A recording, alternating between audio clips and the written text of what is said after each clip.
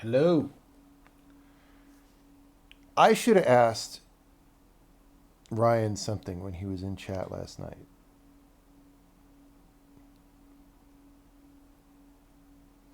because it matters now. So we have these XYZ suffixes. I guess I'll figure it out by looking. I think those are different SIMD widths, right? And it's just he wanted an ASCII character to designate. Does it go past Z? Yeah, that goes. No. So maybe that's 128, 256, and 512. But then he also has quad word.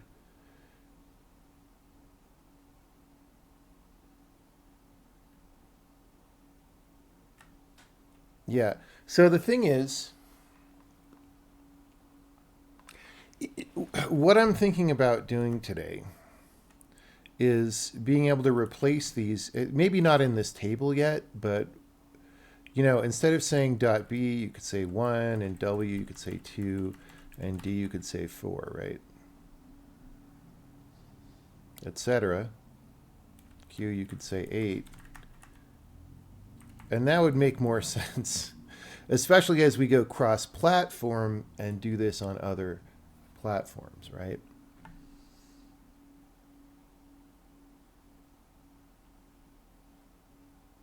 Um, However, when you get to like SIMD sizes, the numbers get more than one digit, and that's annoying.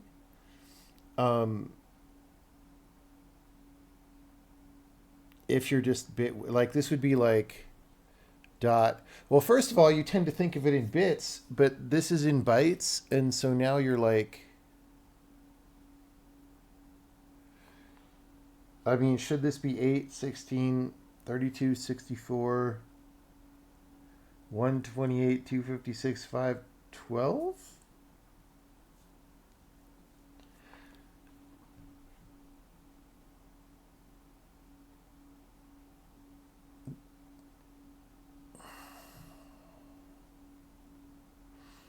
But that's annoying because all the sizes, like the size of kind of stuff, wouldn't match that, right? If you do size of that's in bytes,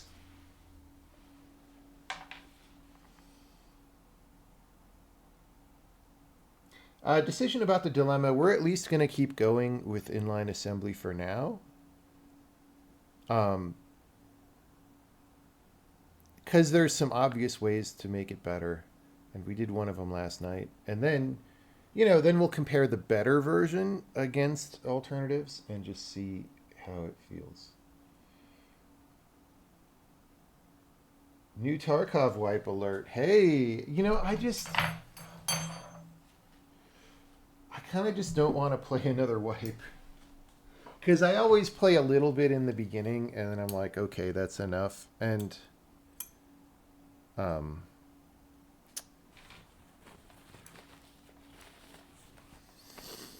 I mean, it's not like any particular wipe is that different, unless there's something amazingly different now.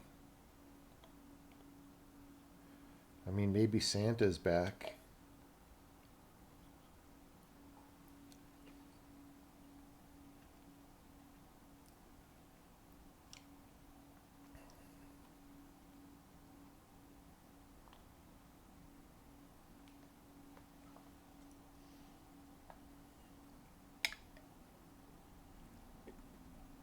Memset, memcopy, are those short namings going to stay? I mean, I feel less bad about those ones. Maybe because they're so historical. Maybe because memset is not really a problem. Copy is not great. Um, we'll see. Like for now, those are just what the intrinsics are called, just because everyone knows what those are, right? Or all C programmers know what those are, and they're exact direct equivalents of the C thing. So I'm just less motivated to rename them, but I could see giving better names.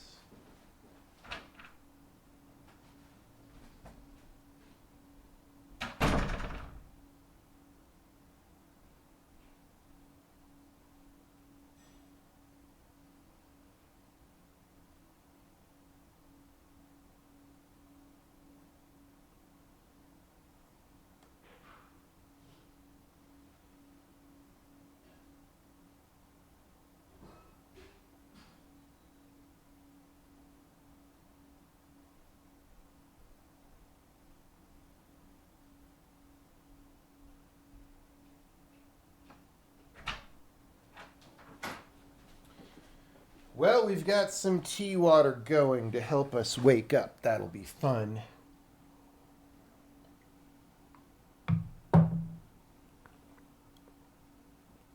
Did I see that someone made C compile for GPU? I mean, hasn't NVIDIA had a whole C++ thing for a long time? Like, I don't think that's new at all. I think it's a bad idea. Um, I wouldn't really want to use C on a GPU. I mean, the thing is, like, HLSL and all these languages are basically C, but, without, like, pointers and stuff. I don't know. Do I want to live to 200? Why only 200? What? Why you want to kill me at 200, bro?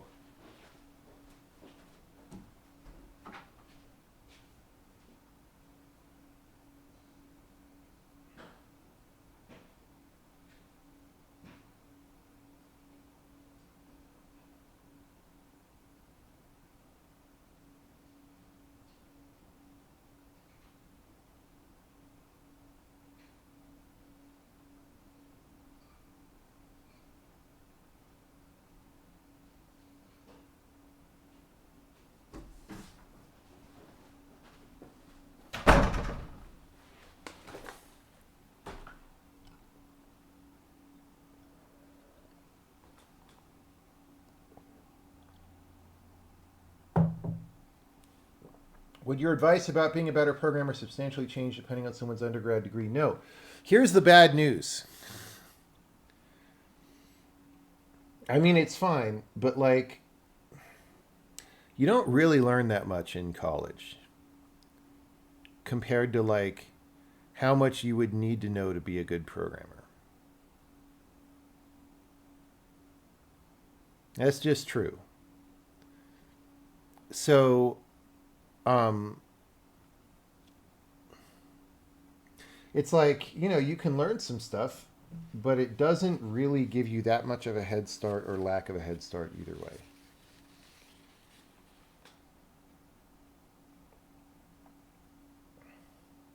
Undergrad math degree versus business. Um, I mean, the thing is, neither of those has that much to do with programming, right? Maybe business actually has a little more to do with programming because you're trying to get something done. um, math, if you're an advanced programmer, then having a math background will come in handy because then you'll understand some algorithms better. Um, if you're learning programming, there's some areas where math will help, like just understanding recursion is probably easier for somebody who knows math because math has like proof by induction, and that's a very similar idea, so you would have been already exposed to the idea. um, but I don't think it matters that much either way, honestly. AI action today? Probably not today. Probably not today. We're still not, like, I ended up doing this thing, and uh, this didn't seem like the place to leverage AI because we essentially just moved some code around. I don't know. Do I ever get tired or struggle with motivation for doing the same things over again? I mean, this is weird because, well, okay, I guess I streamed for about 9 hours yesterday, but it's not like you guys see me streaming that much. So when you say like you're inspired by my work ethic, what does that mean? That you see me working once in a while? like like how could you be inspired by my work ethic? That's what I don't get. Um, but the answer is just like, look, I decided to do some very ambitious things, and I've invested a great deal in these projects now, both in time and money, tremendous amount of money. Um, and if I don't see them finished, then they will not get finished, and it'll all be sort of a waste. It won't be a total waste because, like, we all got to occupy ourselves in life somehow, and doing things you find interesting is one way to do that, and that's great. But if these things actually reach their potential and come out for people, that's the best outcome, right? And so I'm just doing that. That's very easy to understand, I think, right? Um, so like now I also understand when people haven't worked on big stuff before, I understand that quitting impulse, right? Because you start working on something and it seemed so cool in the beginning and it was going to be awesome, and then it got hard to make. It took a lot longer than you thought. It's not coming out as well as you thought, right? All these things. You're just tired, and then the brain gets weird, right? Your brain, part of your brain's job is to convince you that like you should be eating food and getting laid and not programming, right? Um, and maybe that's even true. But um, but it's also the thing is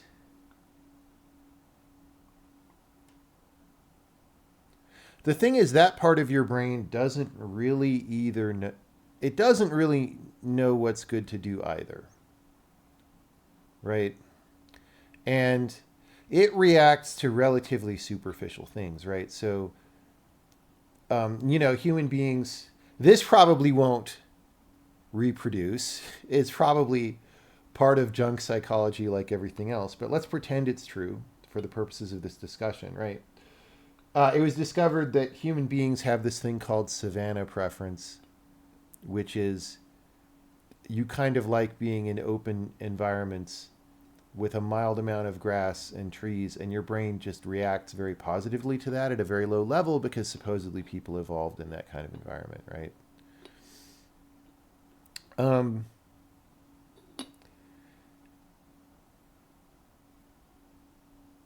if you program in a dark room that smells bad, then your brain is like, this is a very bad situation. We don't want to be here. We want to be in like the open green space, right?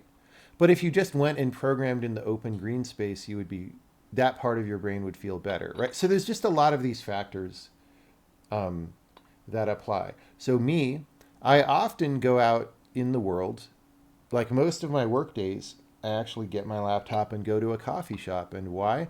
Because I just feel better when I'm working on stuff out in the world, surrounded by things going on, than I would if I'm just locked in a room at home.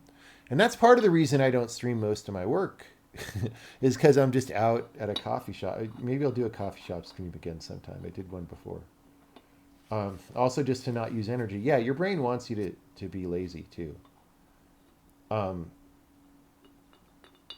you watch the Feynman. I'm not going to click on that video. I'm not going to give her a click. But the point being, here's the point. Like, yet you have all these mechanisms in your brain that are trying to make you uh, like depressed and not like the project you're working on, because that, like, being depressed and moody is how your brain gets you to do something else than you're currently doing, right? Um, So you could think of that as like there's a little distributed parliament going on somewhere in your brain, and different parts get to vote on whether they like what's happening or not, right? And if enough like vote down, then you get really depressed and moody, right? So, and then that just causes you to disrupt your life and do something else. This is a vastly oversimplified model, but again, let's pretend it's true for the purposes of this discussion, right? It's not like those little individual subagents in your brain really know more than you. More than your, I mean, they do in some ways, but I mean, they have access to a lot of information that you don't necessarily and stuff, but at the same time, they're limited agents with limited capacity. And so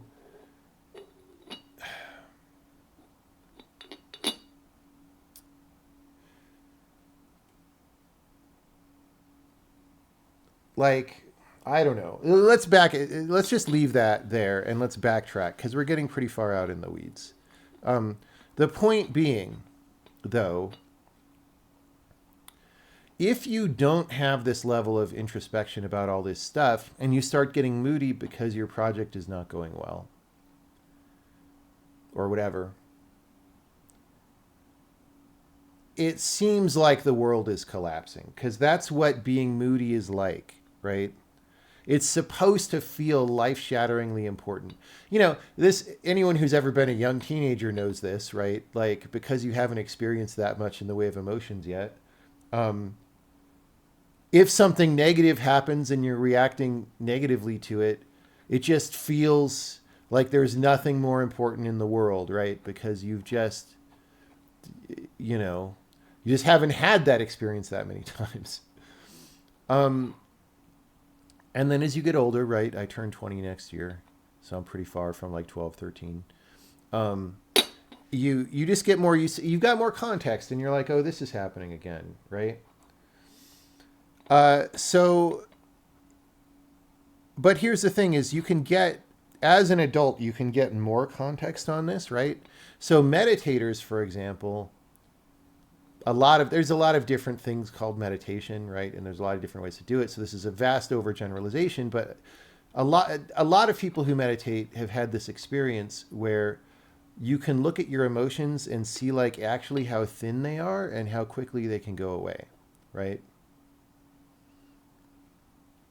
And once you had that experience enough times, like you feel like you're in this very dramatic, oh my God, world shattering emotional moment. And then you remember you have this meditation technique and you employ it and you're like, oh, that emotion disappeared in 2 seconds.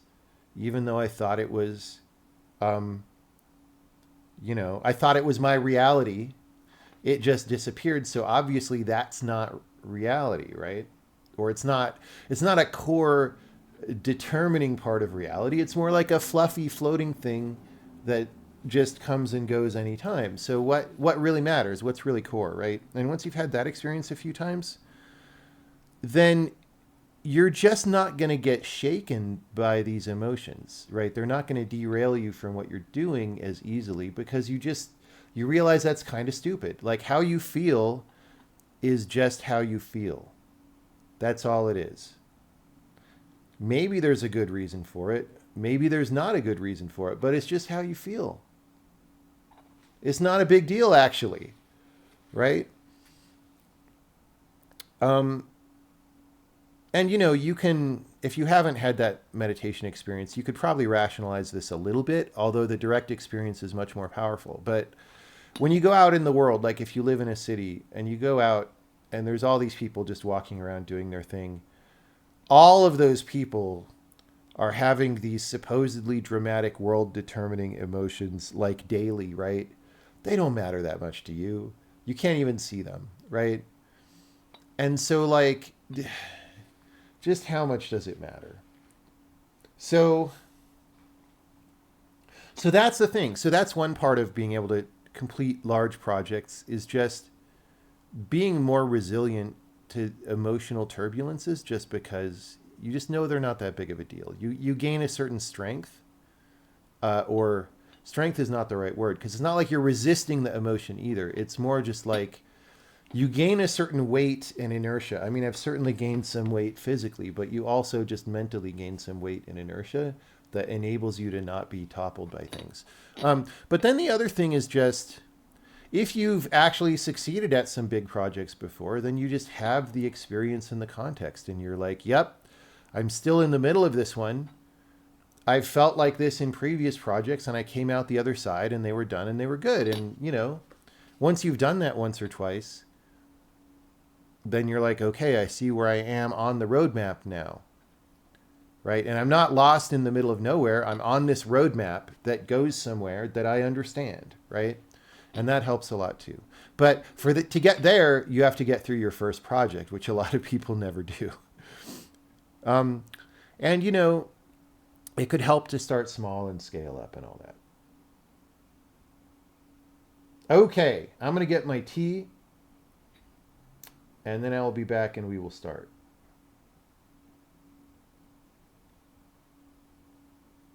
Do I ever think about the success of the projects you've and doubt its viability? I don't understand the second half of that question. Doubt the viability of new projects because old projects were successful? I think that's what's being asked. Not really, because if your older projects were successful and it was... So a lot of people make things that are kind of good and they don't understand why. And then they make things later that suck. Like film directors do this all the time, right? But like, if it wasn't an accident that it was good, then you at some level know why it's good. And you should be able to learn and actually be better next time. And as long as you're doing that, then your next thing should be good. Will it be as financially successful? Well, you're not really in control of that. Hate to break it to you. But will it be as good on the parameters that you judge things on? I mean, you have a great deal of influence on that answer. Yeah, musicians, bands do that all the time, dude. They make some stuff that's really good, and then they didn't understand why it was good. All right, I'm getting the tea, and then we'll start.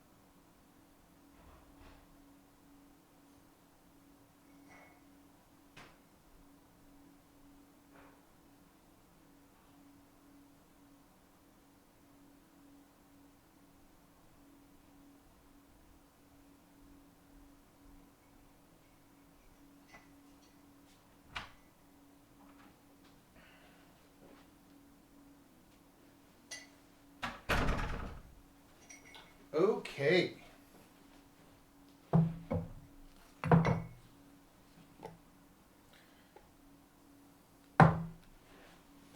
How you doing? Do I use a similar approach to things that I'm not a fan of? Realize that the feeling of not wanting not to is not as severe as it seems. Maybe, but I mean, I also just don't do things that I'm not a fan of. Like, I don't want to do cold plunges, right?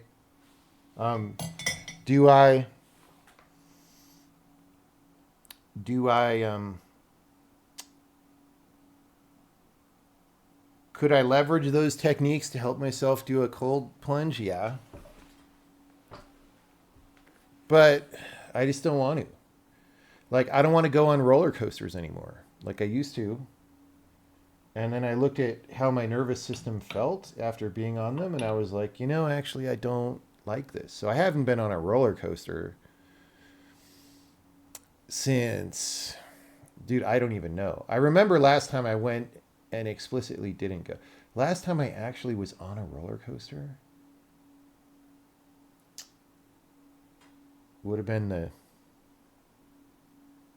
like early 2000s. Like, because I just decided I don't like it, right?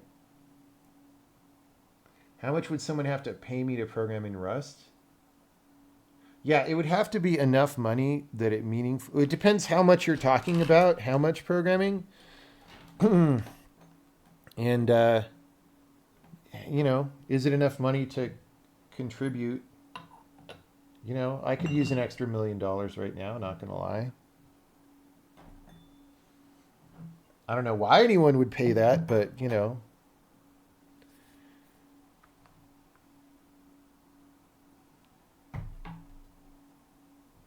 more like obligations.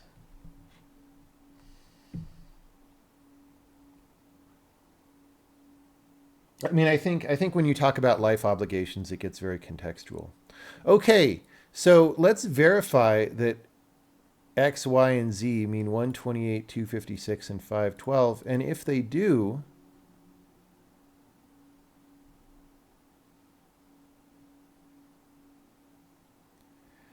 I'm not sure what to do about it.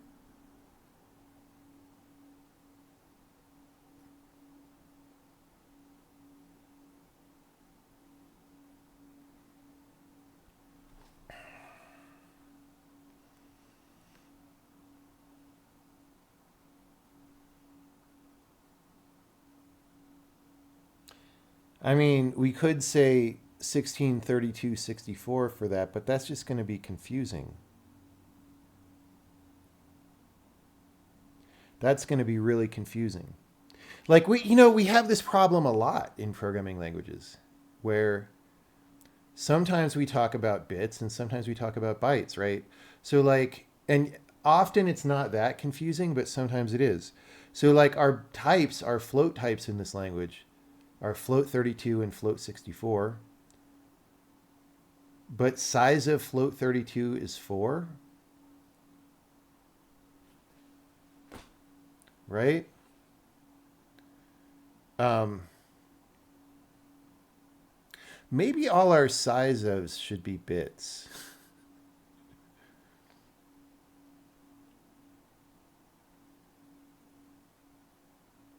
you know?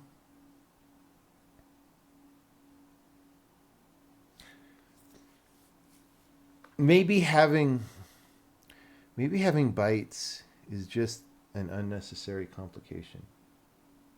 How does this string table work? Basically, um, at probably at startup, we process this into a hash table, um, but this is just the descriptors of all the instructions, and there's one per size. So move DQU is like move unaligned. Uh, I don't know what the D is, but in 16-bit chunks, this is a vector operation, right? And then I believe, I need to check this now, but I believe the X means 128 bits at a time, right? So, or 128 bits total vector width, and then 16 bits chunks. Because, so, SIMD on Intel has had a history of like, starting in the early 2000s or whatever, or maybe even the late 90s, dude. I don't know. I don't remember. I feel like MMX was the 90s, right? And it just keeps getting added to over time. So it used to be like, oh, Yeah, 128 bits is totally a lot of vector width. Oh, we got our new extensions. Let's double that. Oh, let's double it again, right? So you have different versions of these instructions. Um, and all that.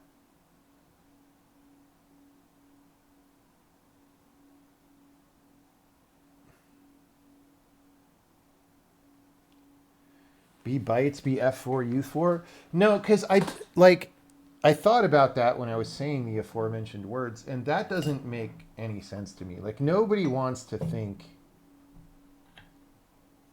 F4. Like that just doesn't make any sense. Partially because when you think about a floating point number and you're an experienced programmer, you know the format, the IEEE 754 floating point format, and you know the 32-bit format. Like that's just what it is, right? And it doesn't like the exponent, you know, and mantissa and sign bit of a floating point number don't evenly divide across bytes. So usually, um, so it doesn't even make sense to think of it that way.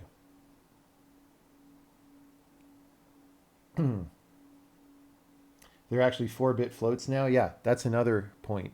There's actually 1-bit floats now, but um, you know, 4-bit floats are actually floats, kind of.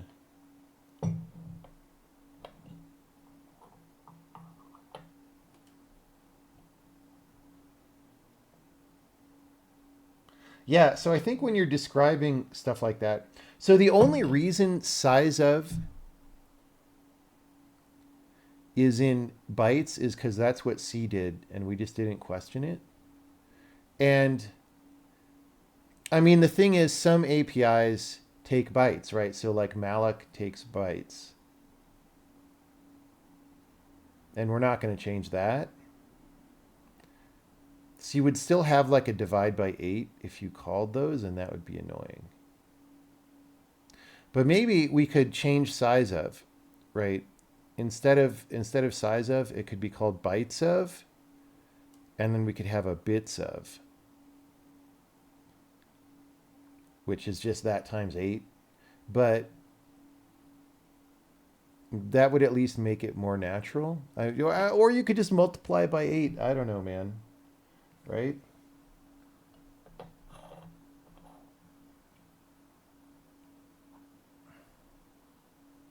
Argument for size of returning bytes. Next item is this member plus size of this member is probably useful. Yeah, I mean, the thing is, the reason bytes are important is it's the minimum increment that a pointer can address. You can't address anything smaller than a byte in a machine native way, right? You could store information about where in the thing the data is, but like the CPU isn't going to help you. So, yeah.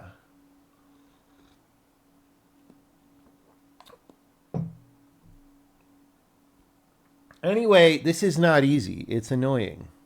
It's annoying. When the moon hits your eye like a big pizza pie, that's annoying. All right. So,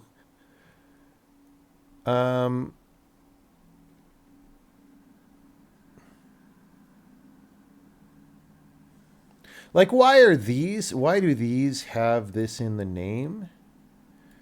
I don't even know.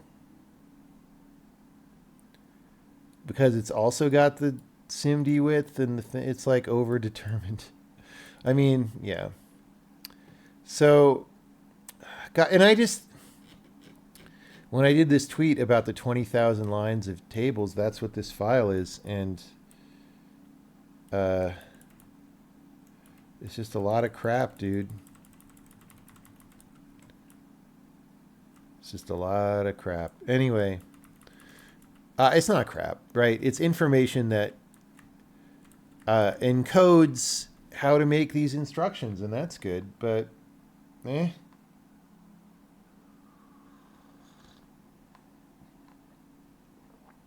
I hate the moon. You would not. You would be annoyed if the moon hit your eye. That would hurt. Okay? Don't tell me that wouldn't hurt.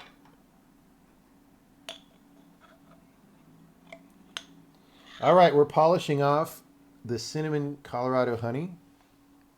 And then we're going to do the whipped cinnamon Colorado honey. Good times.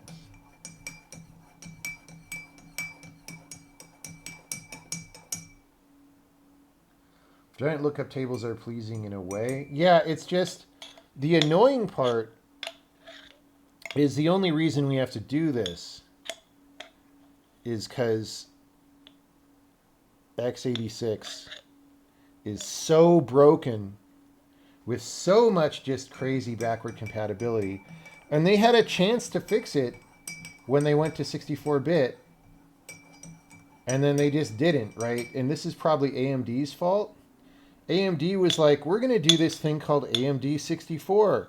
And it's just all the 32-bit instructions. And then we have prefixes to add more. And that just made such a horrible goddamn mess that this instruction set is now obviously has no future for multiple reasons. You can't address enough registers. That's a big problem. And it's got very poor instruction cache performance because when you're running modern 64-bit code, every single instruction has like 2 bytes of overhead to just say we're in 64-bit still. It's completely stupid. It's a completely uncompetitive instruction set performance-wise. And I think people were thinking for a while that that wouldn't matter. But it obviously does now that their lunch is getting eaten by ARM, right?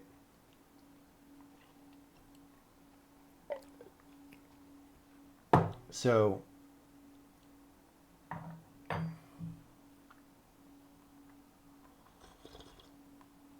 variable length instructions puke. Well, that's the irony, right? The reason you have variable length instructions is to try to get better cache utilization, right? So that you're not wasting cache memory on instructions. And so they've got all this complexity of variable length instructions, and now they have shitty cache performance because they're wasting a bunch of memory per instruction. Like, it's literally the worst of both worlds, right?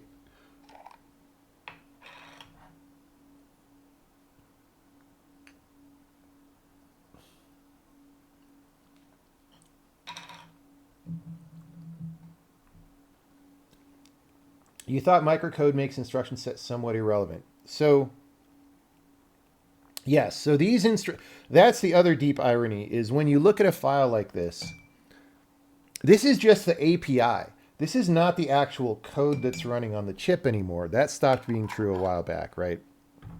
So we're going through all this effort just to talk the API to the CPU now, right? But the problem is the API is kind of a bottleneck for multiple reasons. And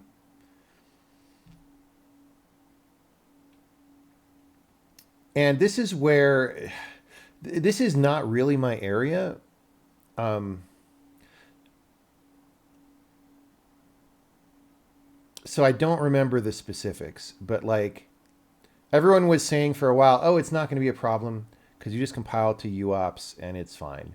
But like instruction decoding is actually a bottleneck like 10 or 15% of the time. I read that somewhere, which is completely stupid. But also, again, because I can't, when I compile a program, I cannot address all the registers because the API doesn't let me, right? And what that means is I have to output more code than I would otherwise need to output. And I have to spend time mapping down to this small set of registers that I could have spent figuring out how to make the code smaller in other ways, right? There's an opportunity cost there. And so even just from the compiler standpoint, it's really stupid. Casey did a video with Primeagen where he talked about this. Yeah, if you could link it, I think this is an interesting topic that people like to hear about. So go ahead and link it, and then I'll watch it later too. Did we use SDL for the witness? No, we did not. We used FreeType and HarfBuzz and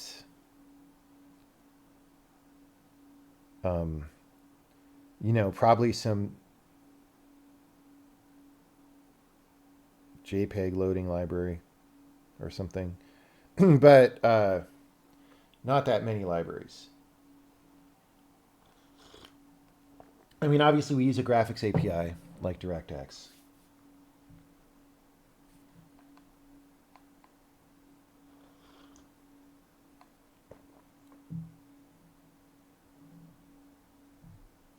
Anyway.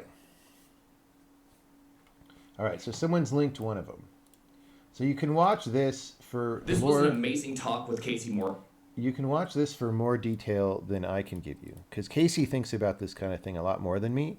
In the name of the kind of productivity that I need, I just ignore this stuff and just complain about it when I interact with it. But yeah, so that's the deep irony of all this is we have 24,000 lines of tables just to generate instructions that are fake anyway. Right? Like, come on, guys. And this isn't even the code, right? This is just the tables.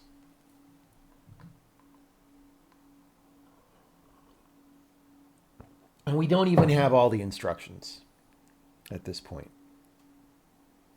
Yay.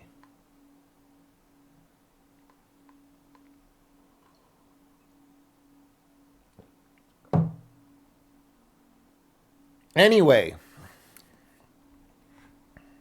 I don't know. This is annoying. So I'm going to do, for the integer ops, I'm going to do 1248 just to do this. But then I'm going to put that in our release notes. But there's a moral dilemma like at the end of BioShock here, because I don't know how to extend that in a non-annoying way to SIMD widths. Okay, or I bite the bullet right now and say 8, 16, 32, 64. I feel like that's the better choice, isn't it?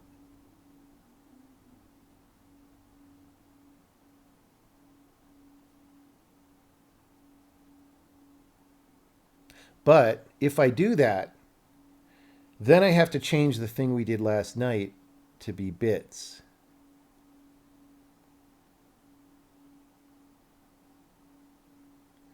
But I feel like that's the only hope. Because when you're talking about assembly instructions, there's no bytes, right? Like you could have a 4-bit whatever, and you will, especially if there's an AI processor or whatever.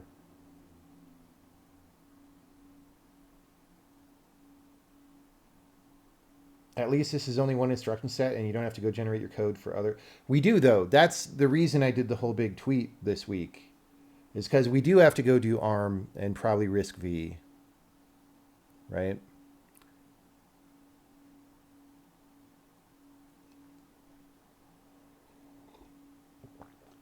The current work is making the inline assembler nicer to use and more fully featured. We have like a high-level assembly language that lets you declare variables and stuff. How many lines of code would I say the game is? If you count new lines and comments as lines, it's 300,000. If you don't count those and just, lines with code on it, it's 200,000.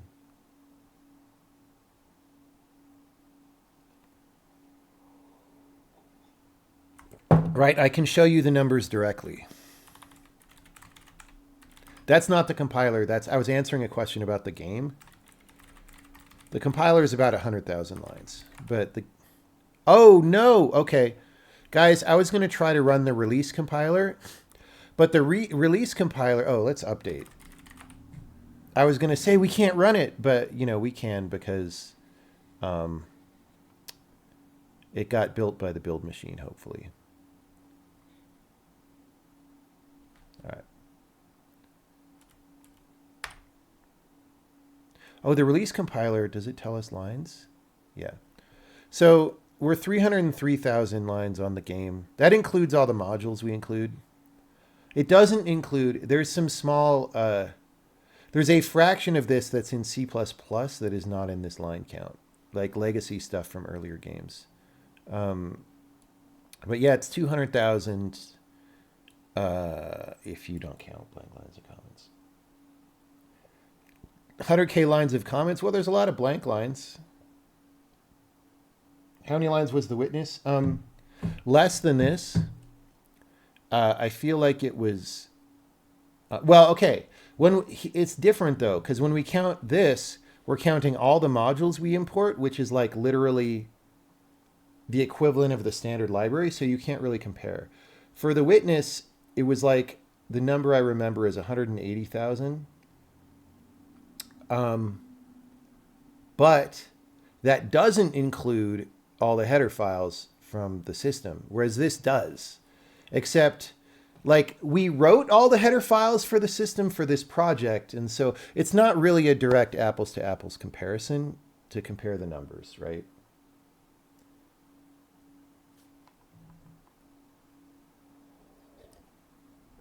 Are we going to keep the LLVM backend? Yeah, for the foreseeable future, because it just helps us target other things. Like we can target WebAssembly with the LLVM backend. And I don't want to write a WebAssembly output right now. What stages of compilation? There's lexical analysis and then parsing, and then type checking, and then sizing, and then message pipe, bytecode generation, compile time execution, and then machine code layer. Those are the sections of the compiler. Will we ever get type classes? No. Dude, I don't even know what a type class is, because every time I read about it, I'm just like, yeah, I don't care about that. Like, everyone who went to computer school is like, higher kind of types are so powerful. And it's like, no, dude, the compile time execution that we have beats the complete snot out of anything that you claim is powerful, Mr. PhD. It's like not even close. It's not, there's no comparison.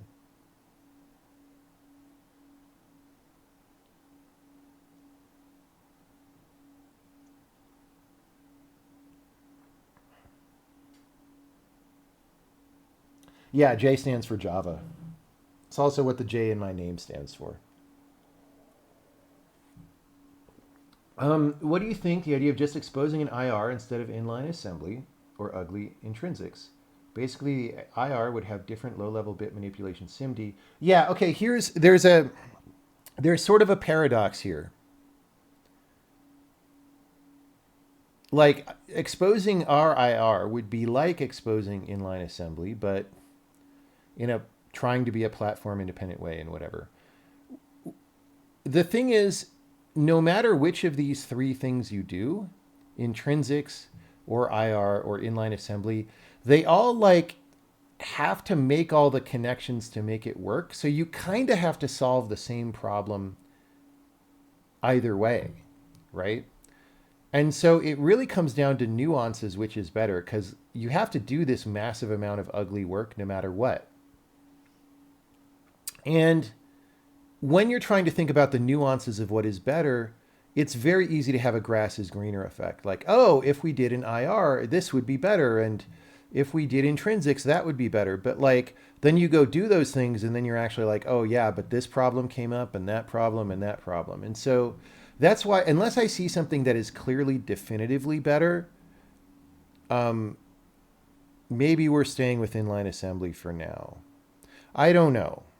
I don't know. I feel like we may stick with the plan of externalize the assembler eventually, and implement intrinsics also. Because intrinsics are just easier for like chumps to use. I mean, I don't mean that even derogatorily, but like you could use intrinsics without knowing that much about how your machine works, actually, and you can get some speed up out of them. And you can, whereas inline assembly is like, you're just really, you need to know something about your CPU at that point, right? And intrinsics are a little bit more remappable across platforms, maybe.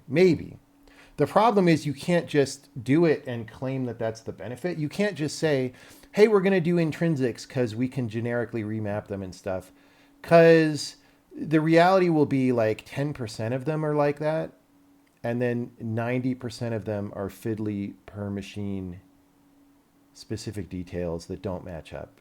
And then you basically have to write separate code paths anyway, I think. I think that's how it would come out.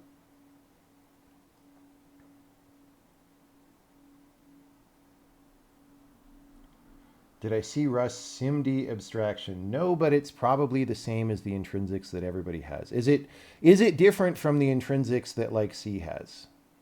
Is my question. And if so, in what way? Besides memory safety. Do I prefer Intel CPU over AMD? Not anymore. I've got this Intel CPU and it's full of European cores and that make it slow, so no. All right, so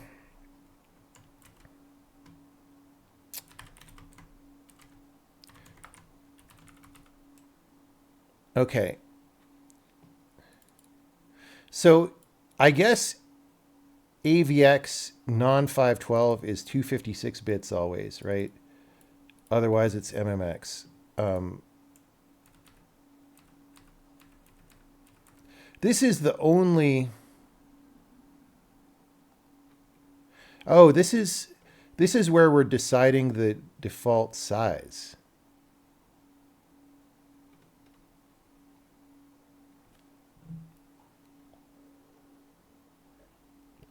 So you put in the feature flags. Yeah. So this is 128, 256, 512. So here's what I'm thinking, guys. Let's look for... Do we have any ASM that actually does these that's not like a random test? Like the problem is if I search for .x, .y, .z, I'm going to get like our regular vector math operations all over the place.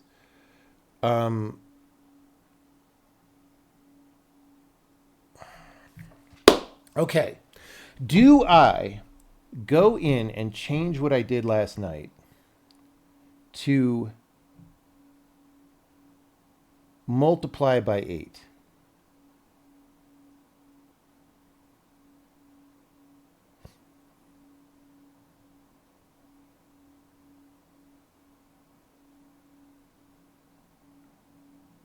In the numbers. Okay, so here's the moral dilemma like at the end of BioShock. Right now, we have size in bytes because that's what comes out of our size of. However, we could just, multiply this by 8. We could call it bits, right? Then when we have code like this, we could say 8 and whatever. And you're just in assembly land and you're thinking about bits, right? That actually seems pretty good. Because even when you talk about the instruction sets, you call it AVX512 or whatever. You don't call it the number of bytes. Now, the difference, though, would be, so here, if we had said size instead of T, we can do either one because our assembly is awesome now. If we did this, this would have to be bits, right? You could call it capital B if you want a short name.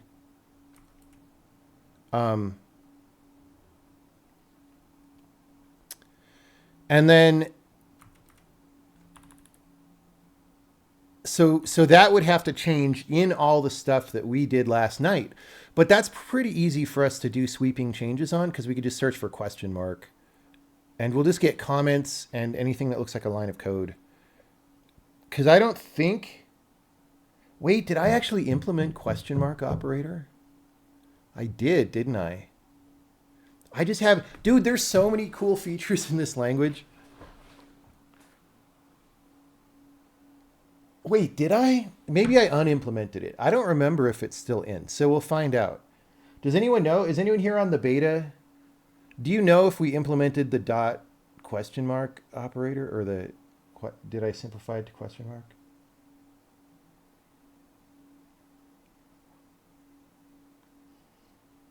Use bytes of... Yeah, we talked about that. And we might do that as an extension later, but right now my job is just to ship this upgrade to the inline assembly.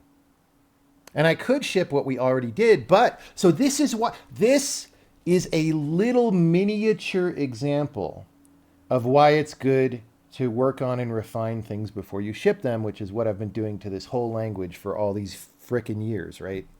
Because if we had shipped this, let's just like look at this thing that I wrote up last night. I was like, dude, check it out. You used to do this. Now you do this, blah, blah, blah. And that's in our patch notes. If I'd sent this out, and if I was slower at working, then like I send this out, people use it, and 6 months later, I'm like, dang, it really would have been better if the numbers were bits instead of bytes, but we can't change it now because everybody's code is all in bytes now, and it'll invisibly break, and there's no real way to guard against it. Right? There sort of is something you could do, but it would be a lot more annoying. We catch it now, and we do the better version now, and then people just don't have that problem, and you're less like C++, right? So, okay. Here's the thing. Let's look for an example. Okay, so instead of saying .w here, we would say 16. And that's more cross-platform because this BWDQ bullcrap is very...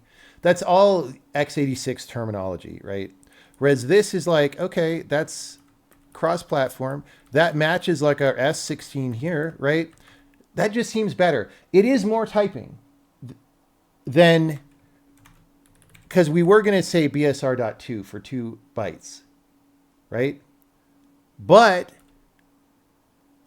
by the time we get to AVX and stuff, you would be saying, you know, what's 128 bits divided by 8, right? That's 1, carry the 4. That's 16 bytes. So you would say .16 and everybody would be like, what? How many bits is that? And you have to do the math in your head. So I think this is unequivocally, dude, that's, sometimes you can see how English is going to evolve. Either we're just not going to have a very good vocabulary anymore, or that word is going to turn into unequivocally because it's just easier to say and unambiguous. Unequivocally. Unequivocally. Okay, so I feel pretty good about this decision, and if we ship it and people don't like it, then we'll figure it out. But okay, so we're going to have to parse. We're not going to assume it's 1 digit. It looks like we wouldn't be able to do that anyway. So we're going to just parse a number, although we don't have to parse the number because the Lexer will do that for us. Oh, except we have to program the assembly mode thing for this to work, right? Because otherwise we'll get a floating point number back, which we could do it that way. But I don't want, because then we have weird stuff like what if there was a 0 and then like we could, if we don't want to make the Lexer. So the problem is the following. if we do this, we're using the same lexer for the outer programming language as we are for this. And so you get to hear, we get identifier, right, for BSR. And then we get, oh, 0.1, that's a floating point number, says the lexical analysis pass, right? And it'll give us a floating point number. Now, there are various approaches that we could take. We could actually say, thanks for the floating point number, but we're going to go back and look at the text range that you got this from and reparse it for ourselves as dot and then an integer. We could do that. Or we could put the lexer in a contextual mode where it just returns dot as a separate token, and then it'll just give us an integer. I'm going to do that latter thing. But if we don't like that eventually, if we don't like that approach, we could change it later. Now, the thing is, it's a little weird because if I'm parsing in assembly mode, if I look ahead a bunch of tokens past this, and then we go, we have a legit floating point number out here, that could cause a misparse of that. But I don't think that can happen. I will put a comment when we do this saying, warning, don't, don't read 27 tokens ahead.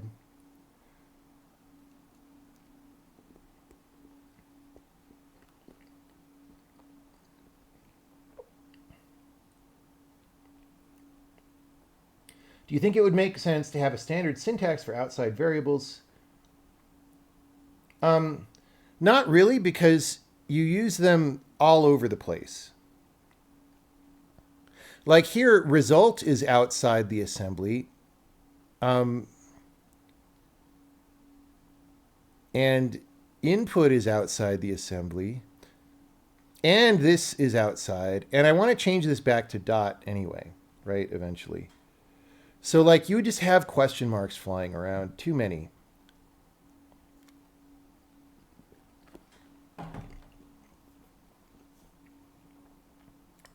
Would subscript be bad? Yes, because subscript in assembly language, it depends on which assembly syntax. But certainly in Intel syntax, subscript means dereferencing memory, right? Now, it doesn't necessarily mean that on the left in the opcode, but like the reason for brackets and stuff is to help people read things. And so I don't want to sabotage readability in that way. But it's fine because this, after we change this to numbers, this is just going to be .t anyway, and it'll be very readable. The question mark is temporary. Like the question mark is just the dot with a little squiggle above it, okay? That is, the squiggle above the dot means the squiggle is temporary.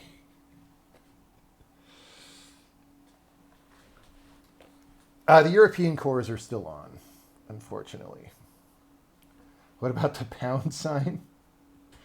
I don't even know how to paste a type of pound sign. I would have to paste it from, I would have to, usually when I want a weird character like that, I just Google pound sign Unicode and it brings up a page that has it and then I copy paste it.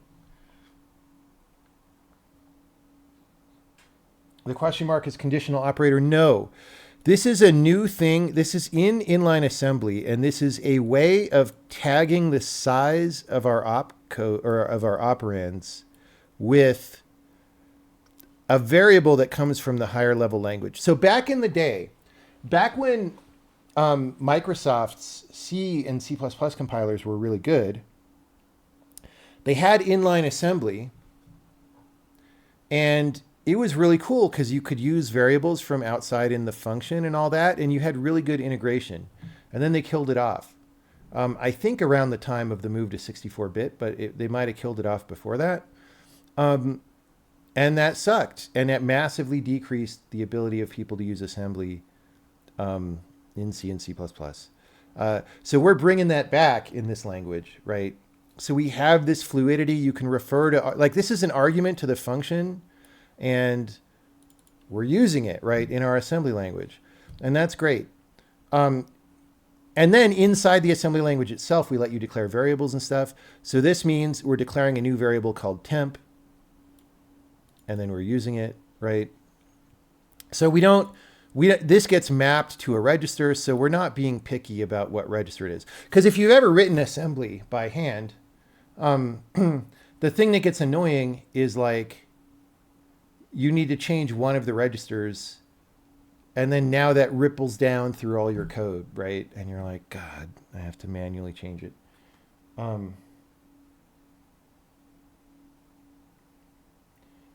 It was a design decision on NT 64-bit. You think it happened when they started 64-bit on AXP 64? Yeah. To reduce assembly code in kernel. But I mean, that's different. Like reducing assembly code in the kernel is like an orthogonal, right?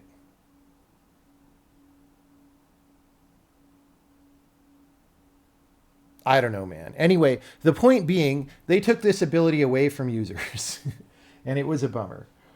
How do you deal with register clobbering? Well, you do register allocation just like anything, and we detect live ranges and recycle. And if you in inline assembly, if you try to use more registers than you have, then it's an error, right?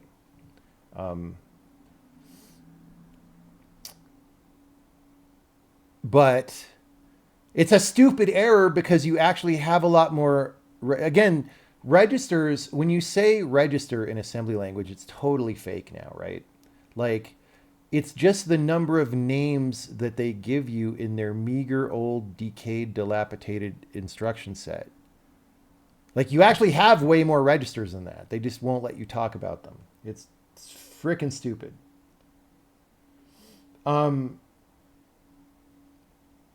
So yeah, how's the ARM support? You can compile for ARM.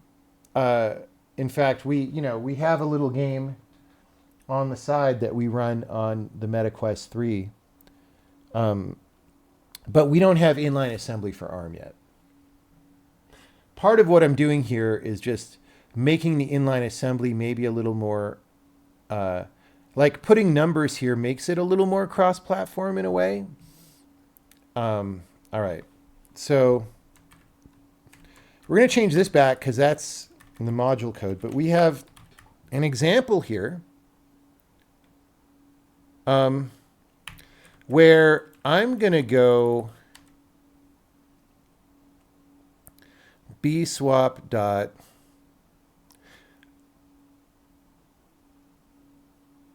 (16). Right? And our job is to make that work. And then it's going to be inconsistent for a short period of time because the integer size version is going to be, yeah, let's do this. Let's make it more like we think it'll be in the end. So B is the number of bits. B is the size of T in bits. Okay, so we're going to go B is 8, right? If we're 8 bits. See, this is actually fine. This is natural. And the 16 lines up with the 16, right? 32 or 64. Like, yeah, this is better. This is better, right? And then down here, 8, B is 16, B is 32, B is 64.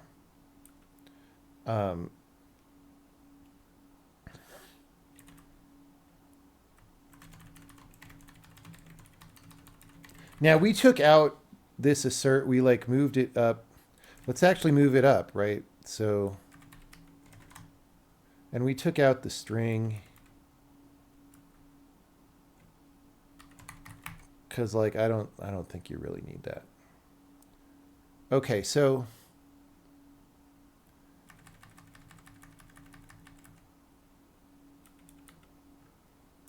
I mean, you could just put B here at this point, right?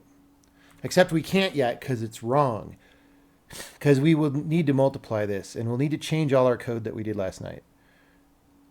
But we usually use T, so T is fine, because we'll just auto take the size in bits of T. Actually, I think we're converting back to bytes on the inside. So the goal is just to make this work now, right?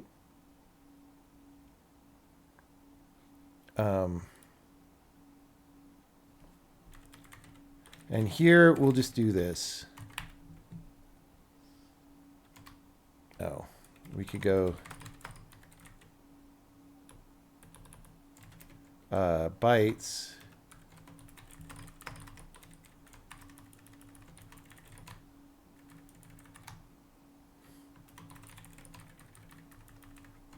Divided by 8. Sorry.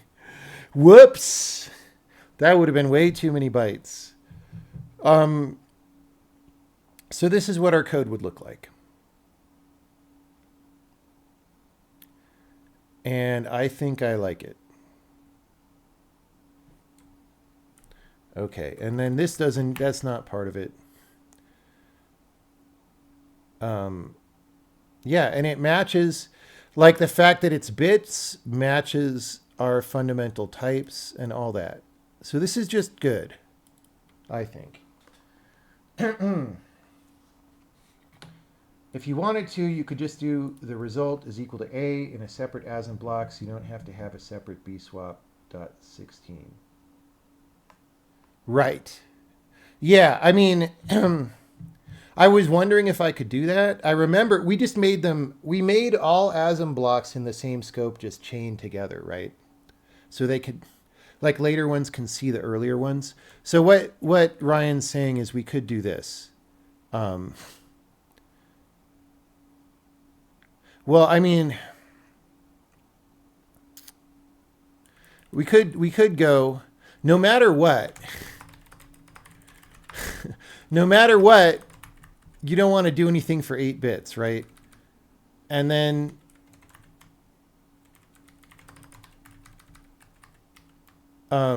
so here we would have this. I don't actually want to do this yet because I want to minimize how much random stuff I'm doing while I make this work. But you would have this and then just else and then that, right? And then this invalid size, that's redundant with the assert that we put in the beginning, right? Let's keep it like this for now, just with the different ASM blocks. But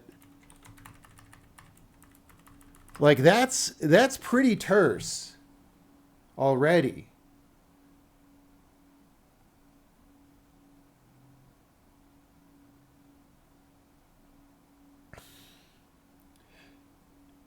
So Ryan, since you're here, let me just ask you, is it true 100% of the time? Because I haven't done that much with the float intrinsics. I know other people in the beta have. Is it 100% of the time that .x is, you know, is 128, .y is 256? Like, can I just make these numbers mean these things? Or is there some other connotation, right?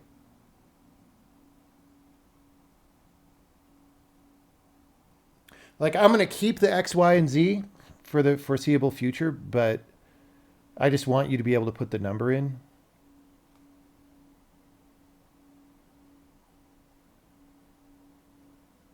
I forgot to change assert false error message.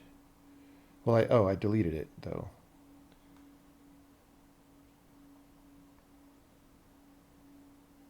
If foo is undeclared, then A is just type any. You don't want to do that. Dude, in the entire history of programming languages, there is one thing that is completely unambiguous, which is that undeclared variables need to be an error. Because all the languages that have tried making it not an error are horrible and waste an incredible amount of people's time.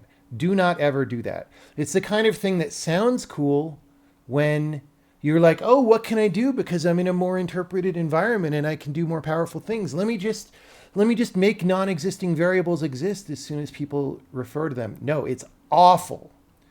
It is the worst idea in programming languages ever, and it keeps coming back.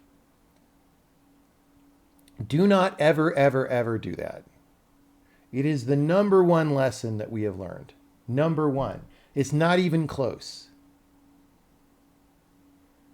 The assert is kind of redundant since the instruction will say the size doesn't match. Yeah, I'm not sure. So I'm not sure how much of a UI we need to provide. Okay, the thing that I'm worried about actually though, also is there might be little holes. So like, it's possible to pass something of size 0 into here. And I think if t is size 0,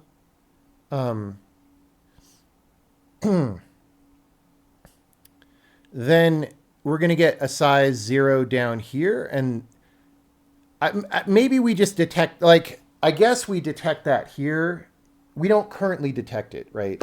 But we would detect that here and we would say, you can't actually do size 0. But like, as you know, internally, size 0 means it's unset and we should default, right? And we don't want that because that'll generate incorrect code. So I don't know. I'm being a little overcautious with the asserts, but yeah, I think if somehow the UI for asserting on the instruction isn't as good as the assert UI, we should just make it better because it's the same thing. It's an assert that your value isn't in the right range. I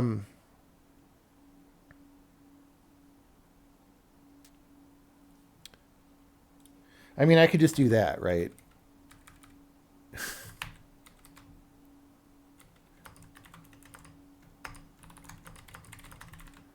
So it's a no-op if it's 1 or fewer bytes in this specific case. But for some other functions, it might be different.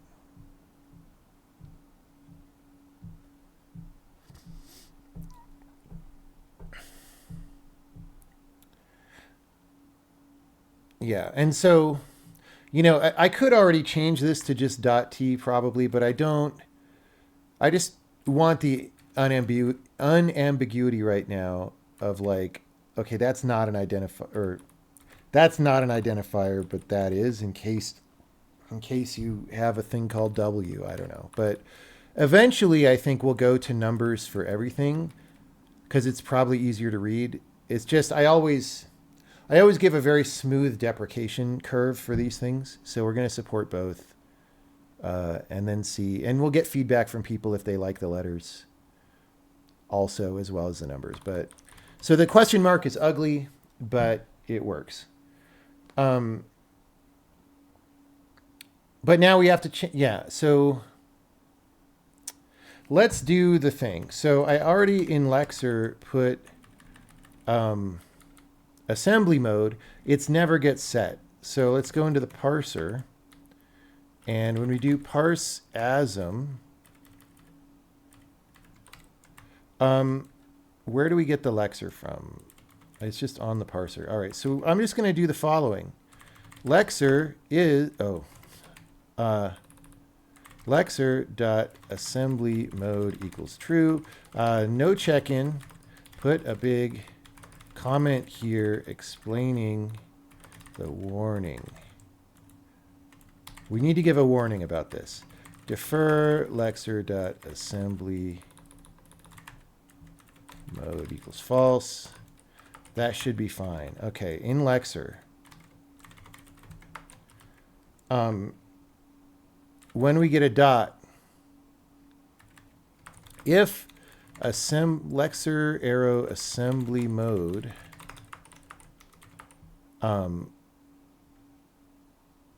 it's make one character token, right? Make one character token Lexer, comma C.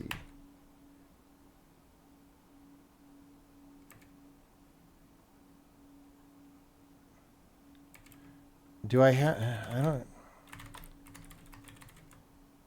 Yeah. Yeah, okay, we do that after we eat the character. That's fine. I was like, are we going to be off by one? It's been a long time. Oh, no, stop it. Oh, wait, is that a... What? Are we above where it's defined? Wow. Thanks, C++, for making me litter my program with trash. All right. So we want to compile our little demo program here. It's not going to parse.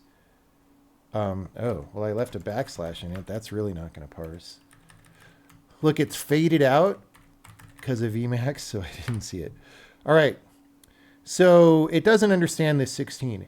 We're going to do cowabunga-oriented programming, right? So down here, after we see a dot, we know this from last night, we do all this stuff, right? So here's where we parse our question mark instead of a dot. But when we do see a dot, we look for this B, W, D, Q, etc. And, okay, here's what we're going to do.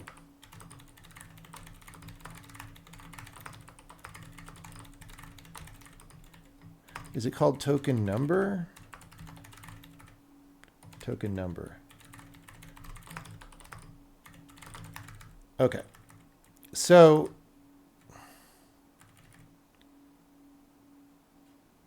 we're just going to do this. We're just, a couple of these lines are going to be redundant, but it's fine. They're small trivial operations. Okay. Whoops. That's there. Okay. Also, though, the thing is, this explicit size is, let's do the cowabunga first, but we're going to rename this to like explicit size character or something, because this is actually an ASCII value. All right, so we're just going to successfully parse this and then drop it on the floor. That's always our first step. We're going to eat the token. All right. Oops. Right. We'll just... All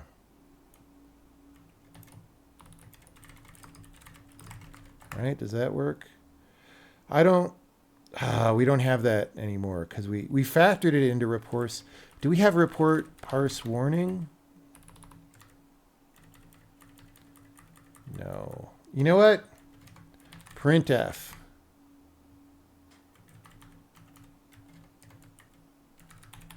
We're going to make sure we see that. All right. We're running the wrong compiler.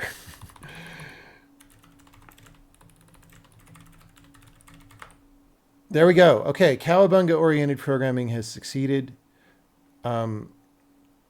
Okay, we parsed the assembly and we're type checking the function. Let's fix the function. We're trying to return, but we want to return input. All right. And then invalid mnemonic. Really?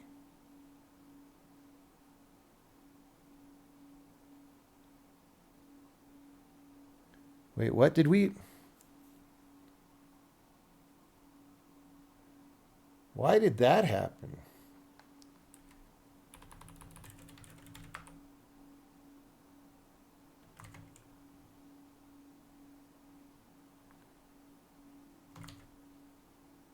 I mean, we parse all our other code. Did I do something weird? I mean, we're parsing this one probably.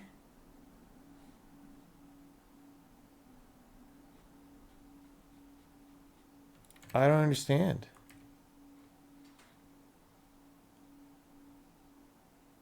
Like, we did all this last night. It works. Why is it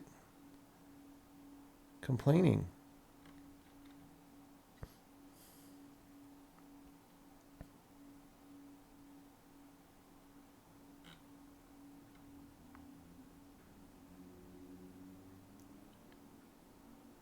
How did I get so fast in typing? I mean, if you program a lot, you'll probably get faster in typing. I did in the 7th grade, I took a typing class like on typewriters, and that probably helped a little bit because it means you kind of start with okay form, but my form is not good. I just do with my hands whatever I want to. I'm not like doing the typewriter thing.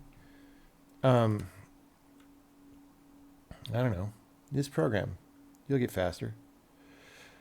Okay, I don't know why this isn't working.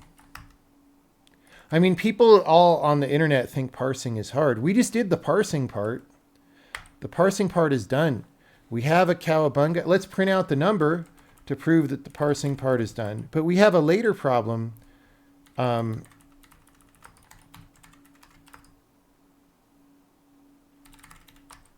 I don't remember. I don't remember what the token struct looks like.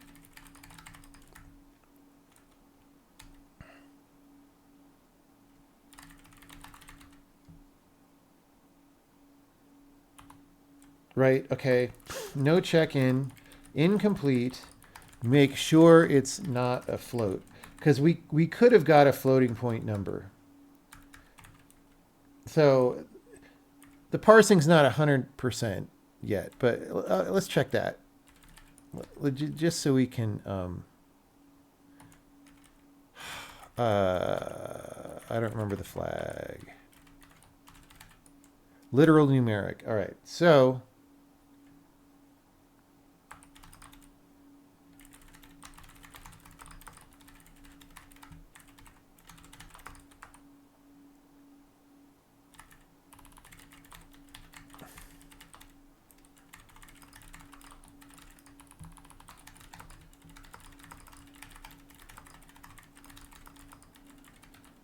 illegal here. All right, so if it's in hex,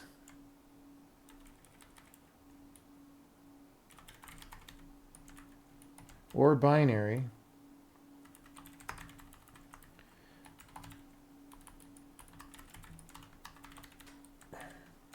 we'll say, look, we just don't want people messing around with that. This looks like a number in hex or binary, decimal only inside ASM, please. Okay, right? Else, there. Result. Oh, it's not called result. It's called token.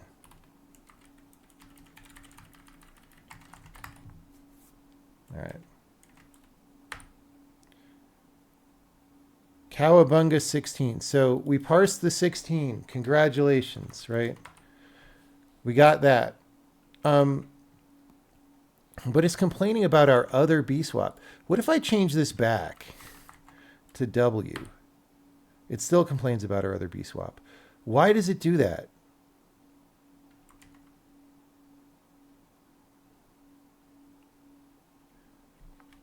Why? Okay, if I put .w here, it'll work, right?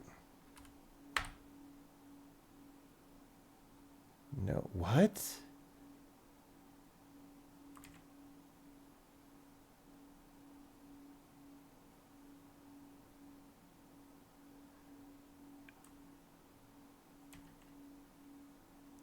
Oh.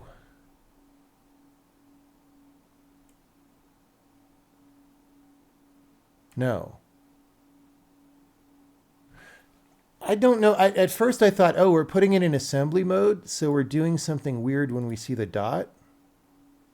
Maybe. That's my leading candidate for like...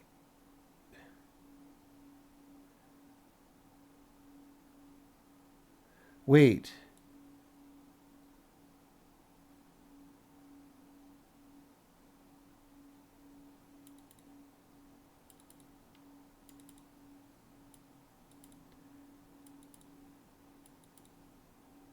What?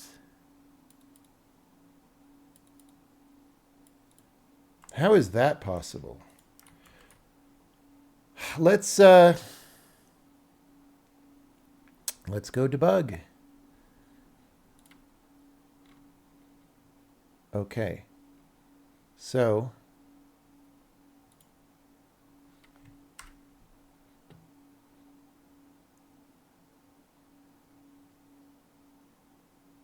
where are we?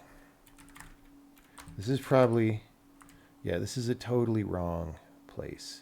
We want line, which one is it complaining about here? Line 15. I don't know why it's complaining about this one and not this one. Oh, maybe because we're compiling this one first. Maybe it'll complain about either ones. When we do no jobs, it's still line 15. All right. So this is some other inline assembly elsewhere in the system that's parsing fine. Oh, you know what's wrong?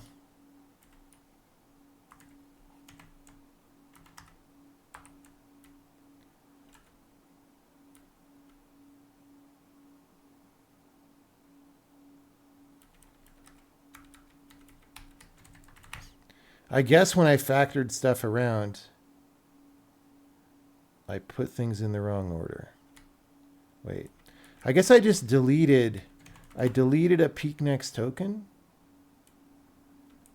Wait, no. Oh, the code is still confusing. This is a peek ahead. Ugh. Okay. We're going to make this less confusing. We're going to say no check-in, rename token as next.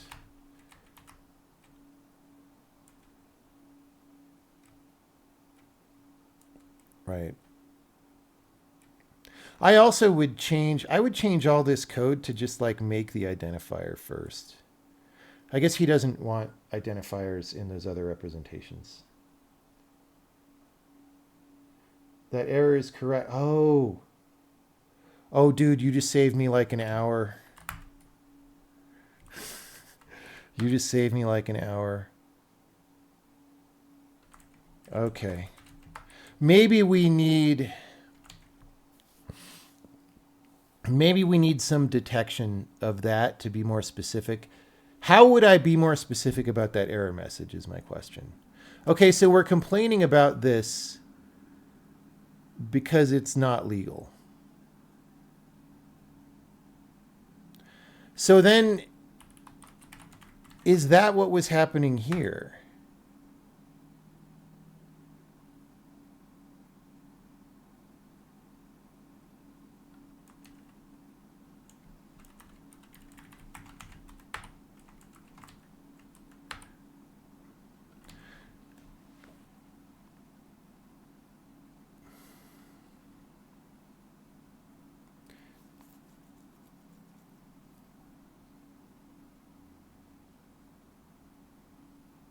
Wait.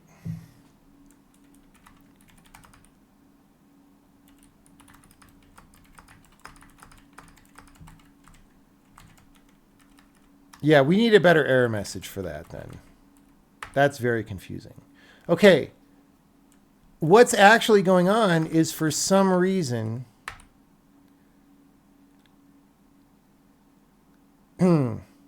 this is being compiled when t is not 32 or 64. Oh.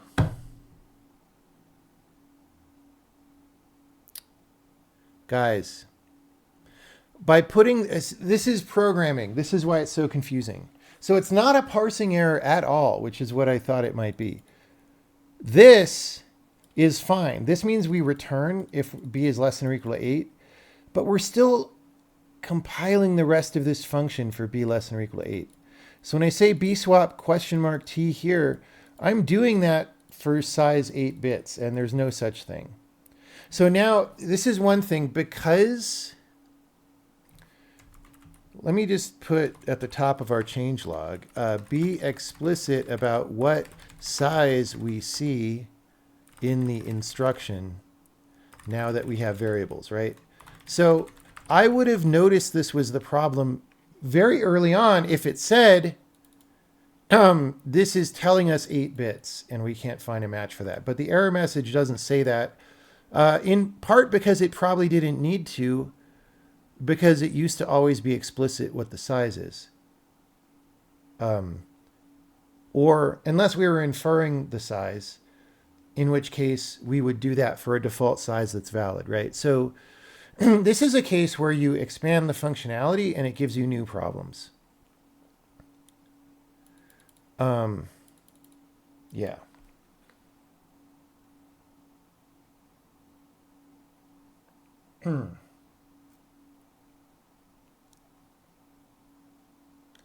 Is there any way to define a function to follow a type function signature without typing the whole thing out? Yeah, no, not right now. That's a weird thing in the syntax. It just is what it is.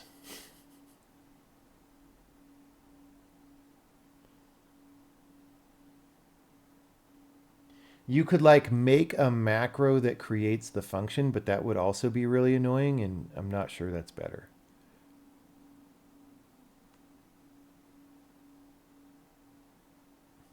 Isn't it telling you the error is with t equals u8? Where? Oh, down here. Yeah, I guess so. But the problem, I'm kind of ignoring all this information because I'm like, oh, that's higher level code information. This is ASM information, right? So maybe it's my fault that I didn't read the whole error message.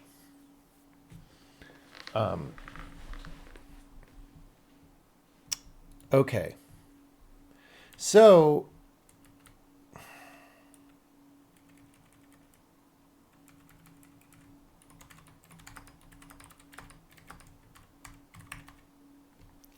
this will solve it.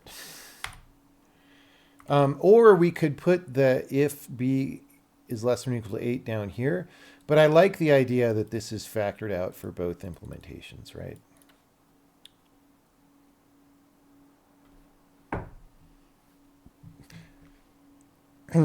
Okay. Congratulations, us. Okay. So the next thing I was saying was I want to rename this variable because we're about to pass a different notion of size that just comes from the number, and it won't even fit into a byte because it could be 512 and on future other CPUs. Does RISC-V do stuff wider than 512? I know TensTorrent does, right? Do they have public information? I know the mill does. I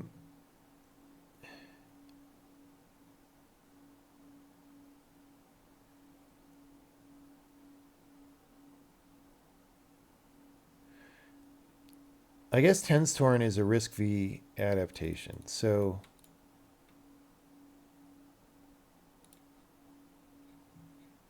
let's learn for a second.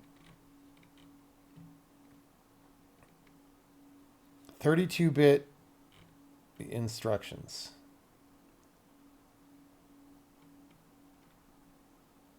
I guess.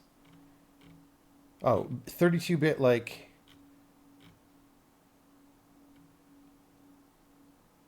Yeah. All right. But then...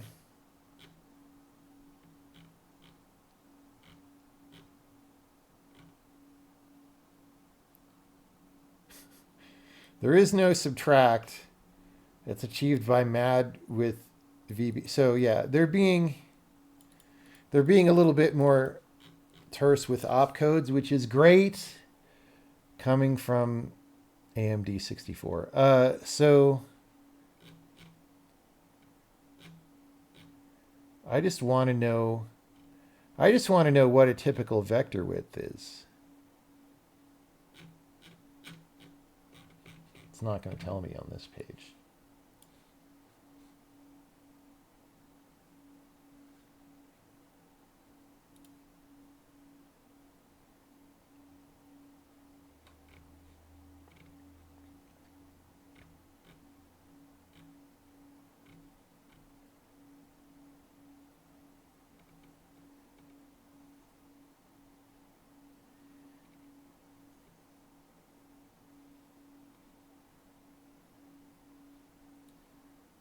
Okay. So you actually, it's not even like linear vectors, right? It's tiled. So have fun with that.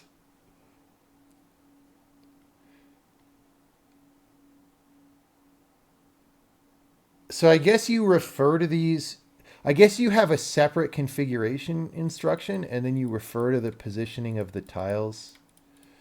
It'll be a little different if we ever do that CPU. Let's put it that way. Okay.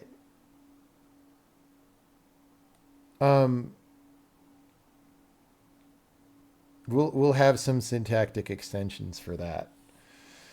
Okay. So we're going to rename this to be explicit size ASCII. All right. And we're also going to make, this is explicit size ASCII. And that may be temporary. We might get rid of the letter designations later. I don't know. We're also going to have, I'm not going to worry about packing of this right now. We might have just eaten an extra 8 bytes. Whatever. We'll figure it out later. How big do we want our numbers to go? Let's just say explicit size numeric bits. And that's also 0, right? Or maybe -1. Like, the thing is, the ASCII is never going to be 0.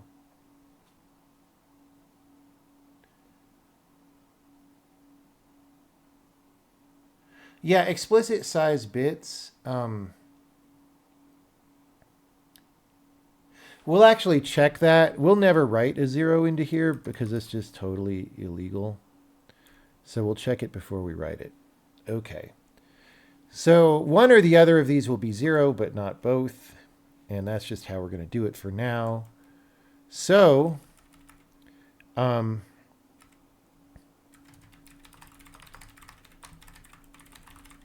if value is less than 8, so, or value is greater than 512, we're only going to support up to 512 for now.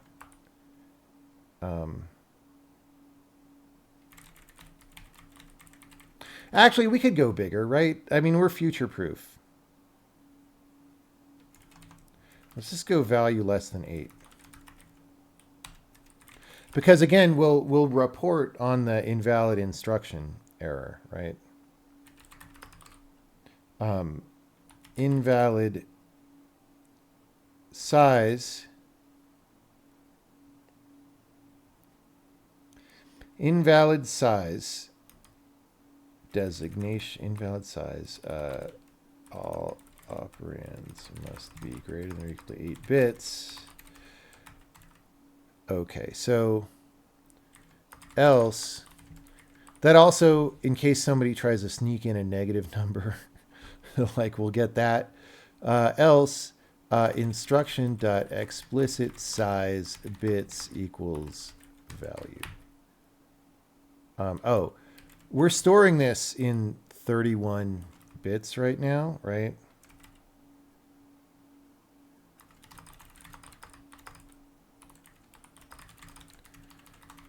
Is that what I did? 31, or it's 15 bits. So OX 7FFF, and then I can't, yeah, that's fine.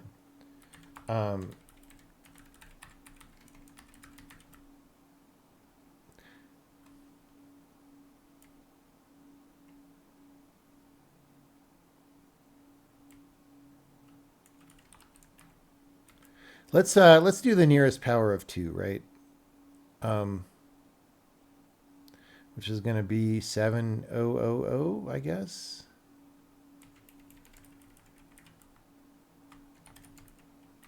What is that? I don't even know what number that is, right?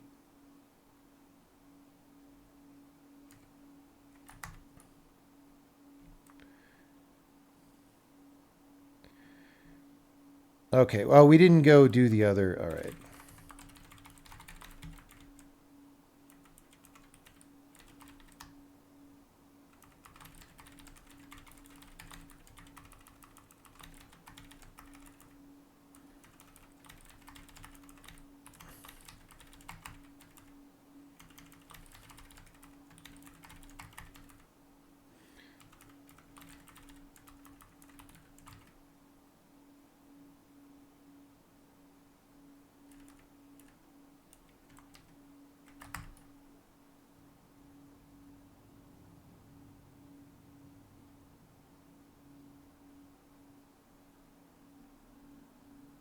Okay.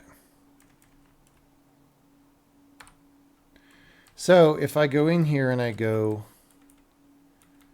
bswap dot that many bits,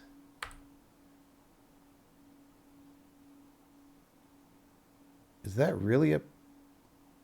That's not a power of 2. Wait, what am I doing? No, a power of 2 has to be 1000, dummy. That's not a very good limit then. Right? Sometimes my brain doesn't work. Sometimes I do really dumb things.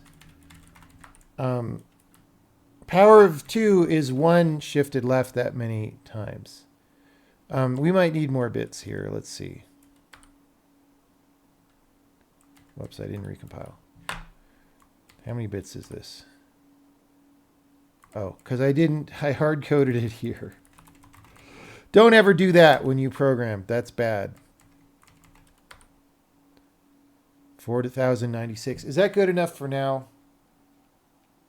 Let's just say it's good enough. We'll support up to AVX 4096. All right. For now.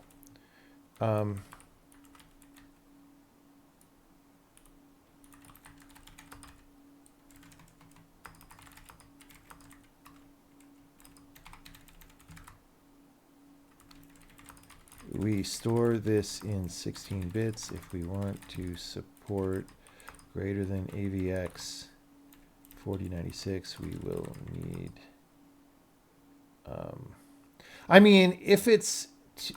we could just store log2 if we are... Like, this is what's stupid, right? Like, we don't have to store the number of bits if it's power of 2.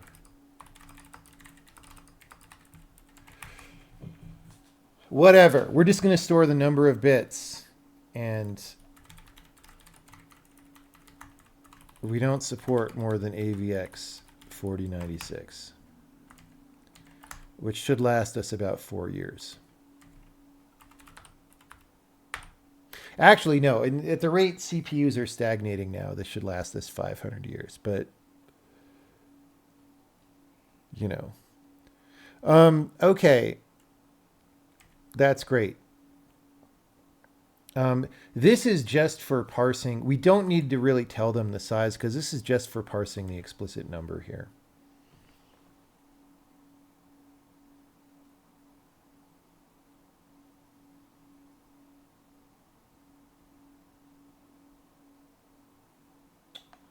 Okay.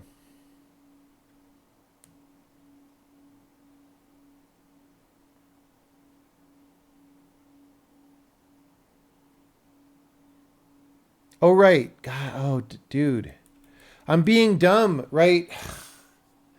Okay, this is how you know I need to eat more food today. Because I've eaten half a banana for breakfast. I was thinking about this as a binary number. It's a hex number, right? So we can go up to 4, right? We can't do 8. 8 would fit in the hex number, but we're storing this in a signed value. So that would be negative. 00 negative. Although, there's not really a reason for us to make it signed.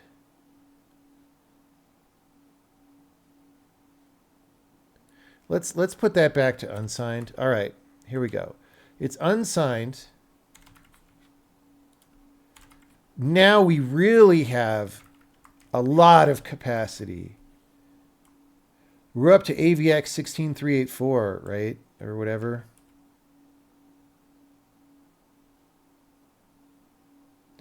Maybe I should do more caffeine to wake myself up. 32768. See, I even got that wrong. That's where I am today. That's enough bits. That's enough bits.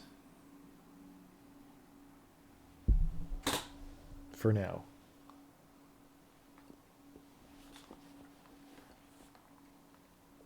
I'm having the other half of a banana.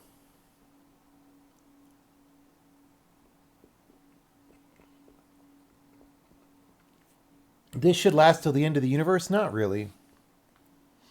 I mean, that's just vector width, right? Like that tens torrent chip that we just looked at probably has an effective vector width bigger than this. It's just, you wouldn't address it this way anyway, because when things get really big, you just change the way you're doing things. Right? Like, let's actually see. We're learning, right? So here they see, I didn't read this very carefully, but they seem to be saying, here's a bunch of tiles, right? So this is 16 times 16 times probably float 32. I mean, maybe the float size is configurable, right? But like, let's assume it's float 32, right? So 16 times 16 times 32. Okay, it's only 8192. So it'll last us a couple years.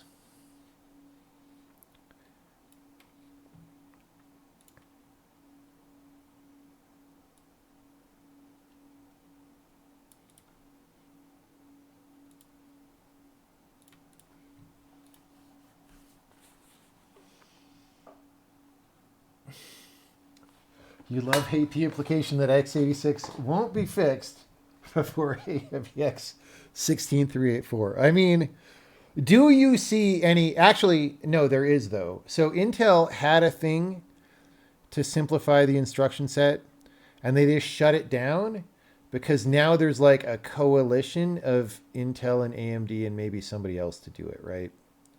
Now, maybe they'll also shut that down, but there supposedly is an effort to make a new instruction set now. Right? Let's talk about that. So, I don't remember what the words were. Advisory group to shape the future of x86 in a unified set of instructions and architectural interfaces. Ecosystem advisory group. Okay. That's the kind of name of something that never will accomplish anything. But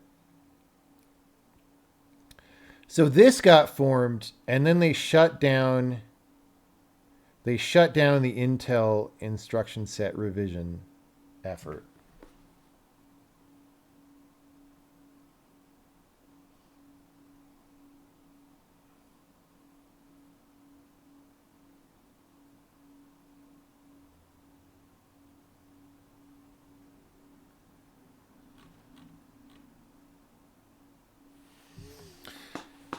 I would like to join the ecosystem advisory group. Okay, so anyway, this is one reason why I was a little bummed about our inline assembly approach, because I was like, we support Intel only, which seemed like a good idea years ago. But now it's just like a sinking ship with no future, right? But that's fine. We've gotten use out of it, and extending this inline assembly to other CPUs will be substantially easier than having created it in the first place. And so we'll just continue down that road, I think. Unless something dramatic happens to change that decision. Okay. Here, so we're parsing this 128, but we're dropping it on the floor. All right. So we're now going to do further Cowabunga-oriented programming. Okay, we took out our old Cowabunga, I guess.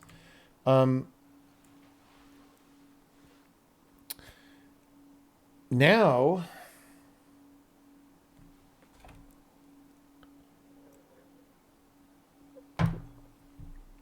we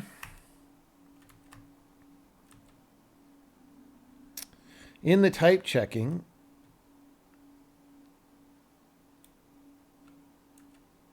okay. So we have one of three things now. We have a size in ASCII. We have,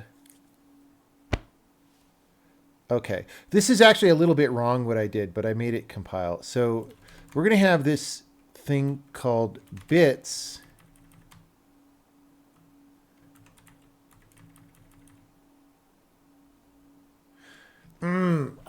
No, this isn't good.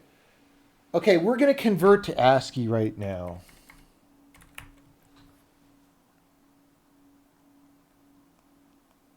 Because all the instruction encodings in that table are in the ASCII form right now. We could change that eventually, but I don't want to disrupt everything, right? So we're going to keep it, we're going to convert our bit size to ASCII. Of course, we support way bigger sizes, so we're going to have to reject here. But in the error message, we'll say, hey, in the future, we might, blah, blah, blah. All right. So if we got an index, we got this, okay? Else, do we really not check? All right.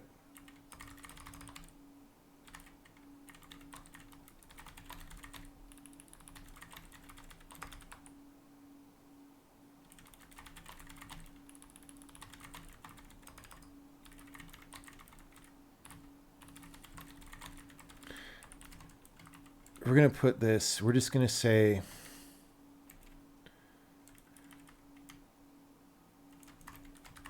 that. And then we're getting the size tag. Get asm size tag. But we're going to change get asm size tag because we want it to be in bits now, so we can call the same function from the integer version. So it's going to be 8, 16, 32, 64, and we're going to add, and this is a really stupid function that you might try to write a more efficient way. 256, 512. Emacs is lagging so hard, dude. All right. So there we go.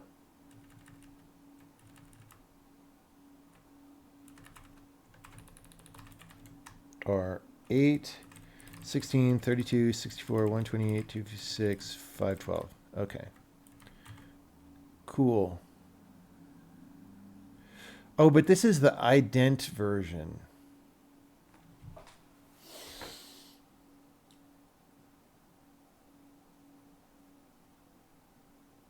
Well, that's fine.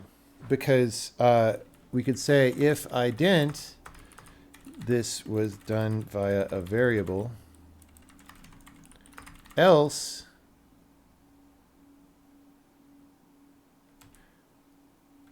let's put a cite here. Typically a cite argument is how we make our error message be in the right place. I don't know. That's kind of redundant.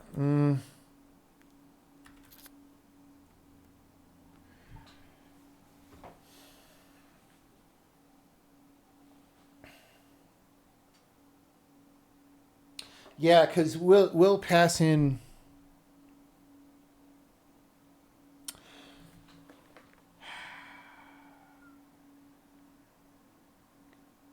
Like, do I want to put? I could put an integer literal on the instruction opcode for better error reporting, so that you highlight exactly that. But that's going to take more memory because we're not storing that.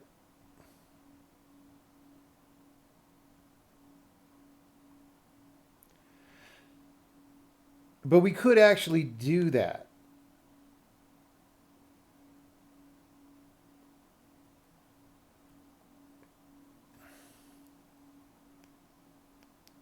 We're taking more memory per ASM opcode if we do that, but we're not cloning it for every polymorph still. And I actually, so Ryan had said, hey, we should get rid of the parse context. I actually don't think so. I think that having a separate parse context that's read only after you parse is more in the direction that I want to take more of the compiler if I can. So I sort of thought about that overnight, and I'm like, yeah, actually that part's good. So that is what it is.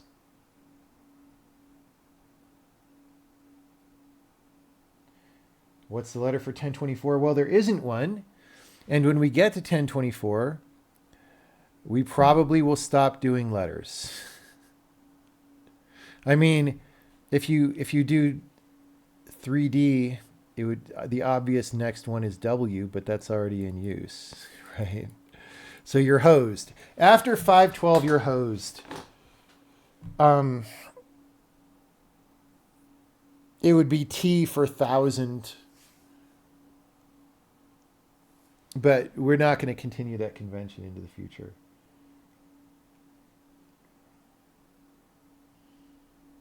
Yeah, we use Roman numerals, so we'll use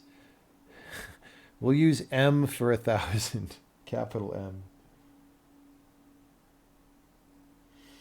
M. Is there really any use for vector widths greater than 1024? The only use you could think of is string manipulation. Dude, we're already at 512, okay? Assuming that future CPUs couldn't possibly do more than a factor of 2 over what we're doing today is an extremely daring assumption.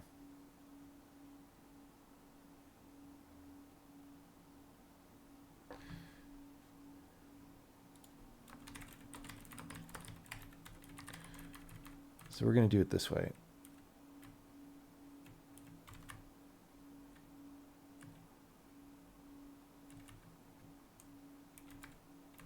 And I don't know, this is like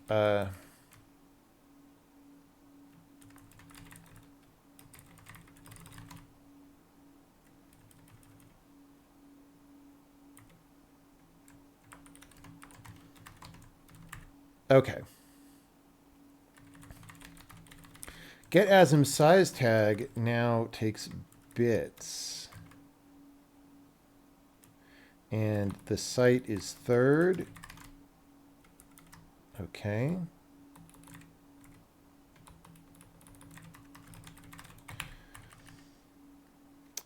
And then, okay, so if we get a type, we do this. If we get a number literal, okay, our code's going to break as soon as I do this, right? We don't want to multiply by 8 here.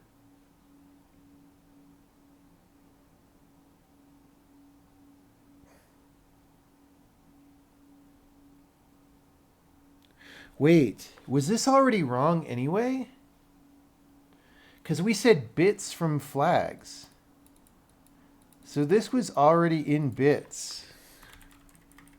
Did I get that wrong last night?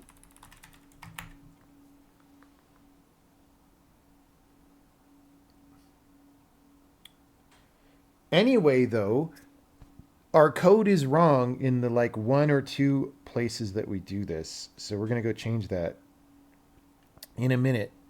Don't let me forget.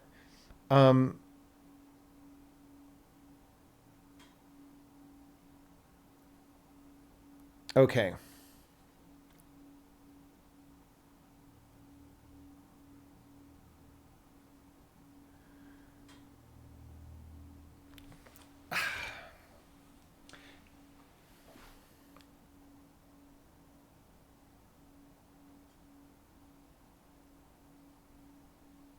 Here's the thing. All this, yeah. So all this stuff that we just did, actually, we don't need to make a new code path. If we do make an integer literal, which now I'm realizing won't really take more memory, because with the identifier, we just set this, right? I can actually just use that same pathway and say size. We could rename this later, like size expression index. Let's do that. But we could just have the number literal be a size expression, and then when we call eval to literal or constant, we'll get back that number literal, and it'll just go into this same code, and it'll just go here through this path that we already have.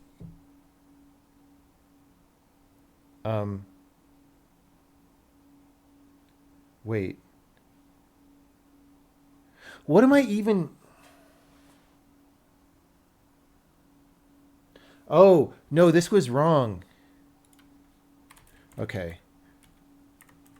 Dude, I got so confused by this last night. I'm still confused by it today. Okay, this gives us back by... This bits from flags doesn't give us the bits in the result. It's the bits in the type being represented by the literal. And then we extract the literal, and the literal was in bytes. Okay, but we are changing that to bits today. Okay, you know what? Before we forget, let's hunt down that code that's going to be wrong. Because we won't forget about this because I just changed the name of this thing. There's going to be like a ton of compile errors, right? So let's just go, before we forget, let's look for, I wish I could change the font size here. Question mark T, question mark T, question mark T, T, T, T. I know we did at least one size, or maybe we only did it in the example. Pop count T. Does anyone see a question mark? A number? These are all comments. It was real. Actually, we know it was only 2 files. It was atomics and bit array. Let's just go look in those files. T. Maybe I just preferred T very heavily.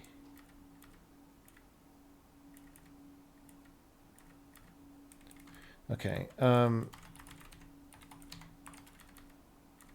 Yeah, we just didn't use the size version. We have a test though, right?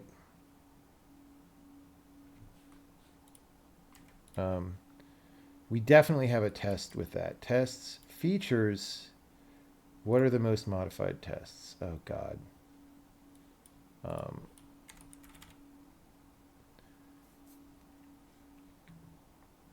Bit intrinsics. I don't think I use this in there. Oh, maybe we just didn't make a new test for this.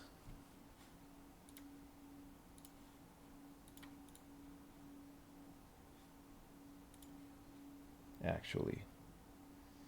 So shorten some ASM with the new size polymorphism. Yeah, we didn't check in any new tests, so we're going to need that. Whoops.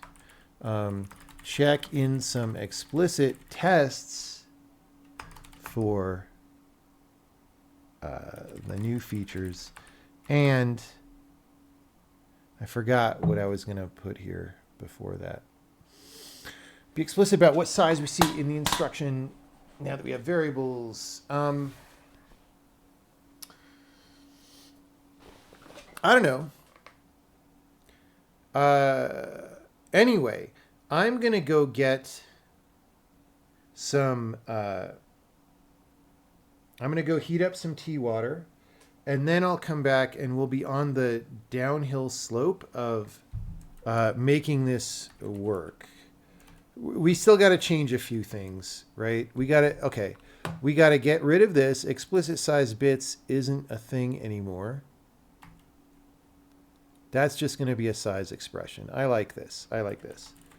And then that's going to be that. And we're just going to get some compile errors now in the parser. Also there. Oh, because that's called bits. So we're going to change that. Yeah, no big deal.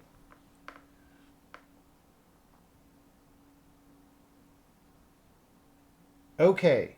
If anyone has questions about what exactly we're doing right now, feel free to questionate in the comments, and I'll be back in a minute.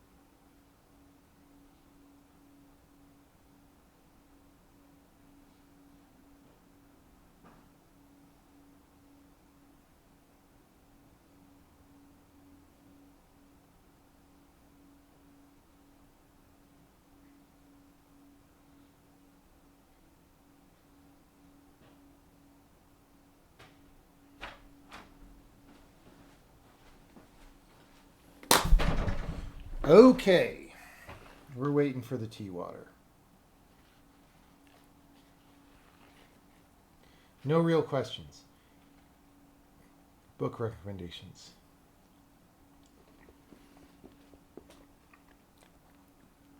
Is the inline assembly stuff provided as a feature of LLVM that you're interfacing with, or how do you actually implement it? Well, okay. No, we generate. So this is all code that Ryan wrote originally that I am now modifying that generates the assembly code itself. And the reason for that is because in the long term, we don't want to rely on LLVM. I mean, that's not the only reason, but that's one of the reasons. So, we have the ability to generate our own code without LLVM. It's just not as optimized, right? So,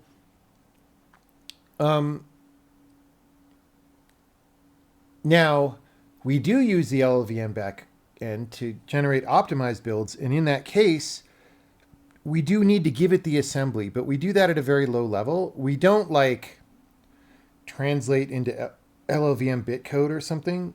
We actually just give it the bytes that we compiled.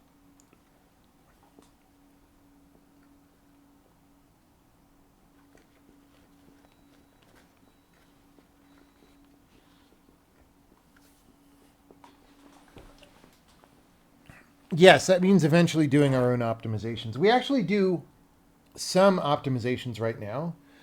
They're just not really back-end optimizations, but we have a different philosophy about code generation, which leads us to do some front-end optimizations, which is kind of a more old school way to do a compiler.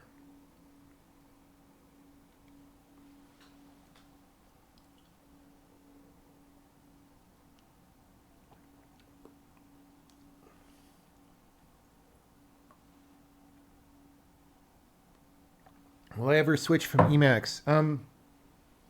I mean, every time I've tried a new editor, it's got fundamental flaws that I just can't deal with. So I don't know.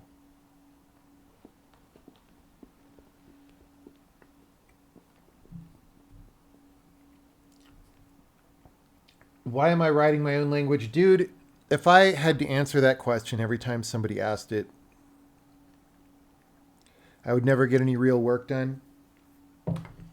Just take for granted that you're allowed to do things in life. You don't have to get permission from people to do things.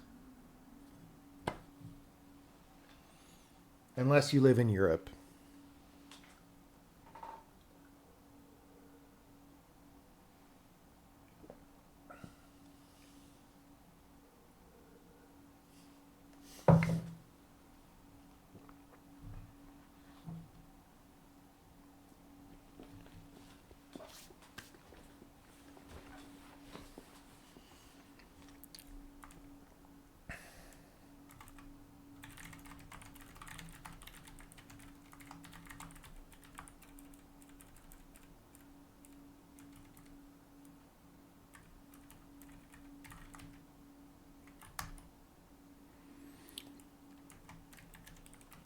So we're just fixing this one function. And then we'll go deal with all our other issues. I gotta start. The tea is not steeping yet. The water just finished boiling, and now it's cooling off again.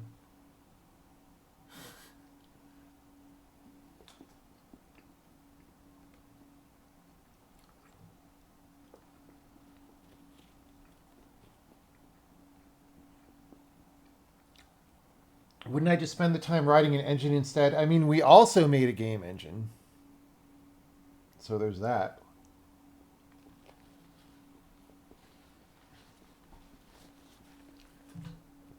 You heard in the US you have to get permission to renovate your own house.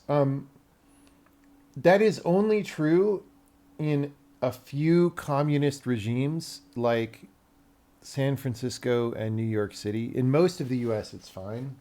But yes, if you live in San Francisco, if you have low enough self-esteem to live in San Francisco in the year 2024, you're not allowed to change your house that you bought, that you ostensibly own.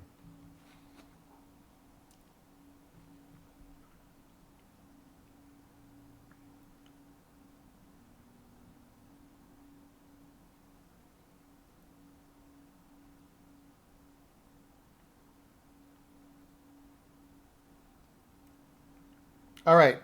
I'm going to start the tea steeping, and I'll be back in a minute, and then we'll get the rest of these compile errors. And it's going to be great.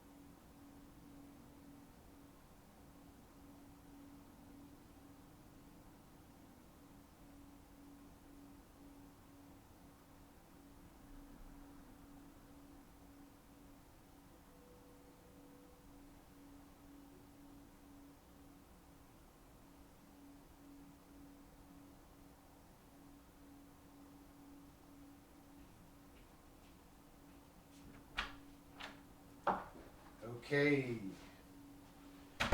We got our tea steeping in the nice old teapot I got in Prague from Dobrat Chayovna, or however you pronounce that. And we're ready to go. It's good to take a little break. I'm not a big Pomodoro fan, but like, I just been sitting here and I felt my body temperature dropping. And I was like, okay, let's at least move for a second. Right.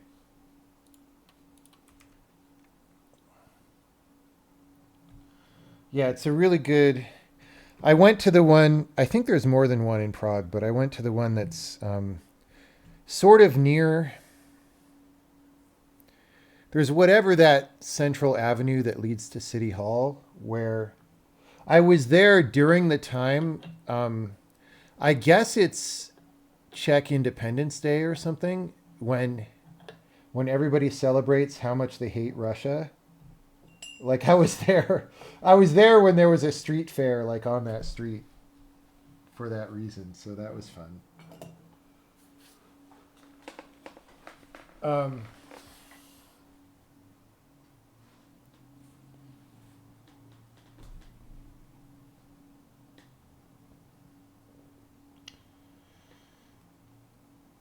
what do you mean you don't like wasting time every 25 minutes? I know, dude. Uh, yeah, I don't get it.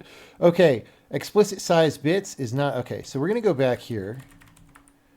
And it's also size ident index, right? So here where we say size ident index, this is going to be size expression index. And we're going to do the same thing here where we're parsing the number and throwing it away. We're going to do literally the same thing. We're going to make a thing called size literal. Make integer literal. There we go.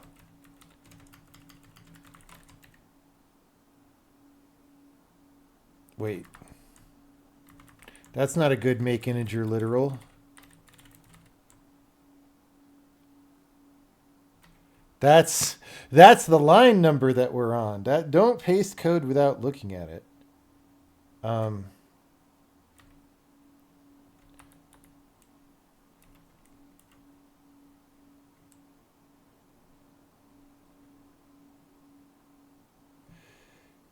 where do we do the regular...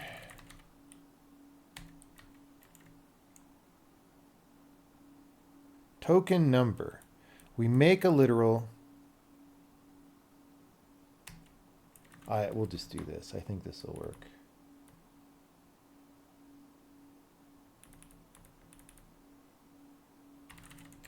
Okay, so this is, whoops, is all going to go there.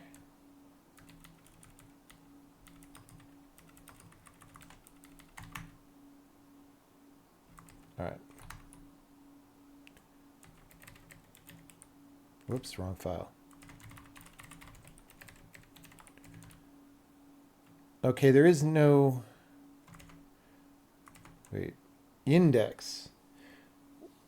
What was I doing there?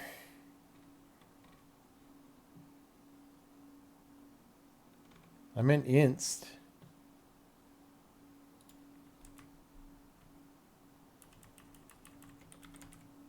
All right, you know what? This can come back out, I think.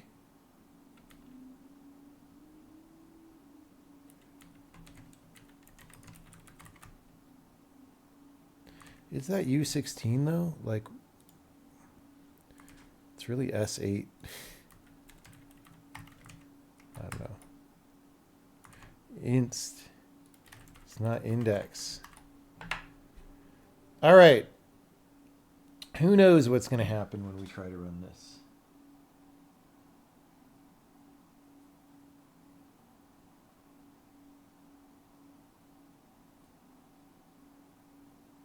The pronunciation was pretty good. Wow. Okay. I don't know the language at all. I just made that up. So it was a good guess.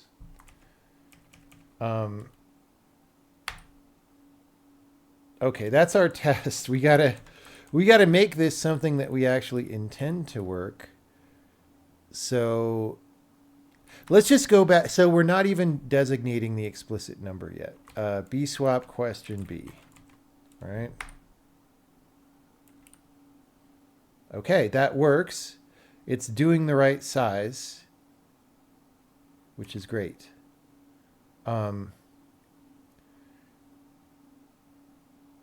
We could also do B swap question T, right? And that also works. That's great. We could also do B swap dot 16, maybe. And it doesn't work.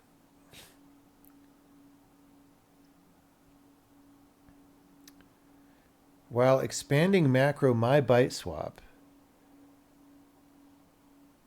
Oh, we're just checking. Okay. Yeah. No. This is just outdated code. Here. Okay.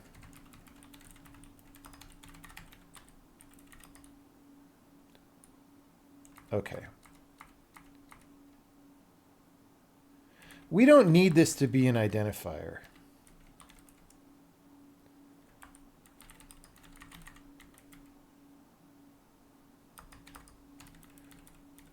Like, pretending like it's an identifier is not helpful.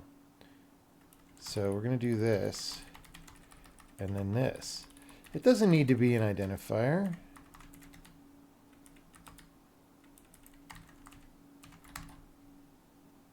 I did. All right.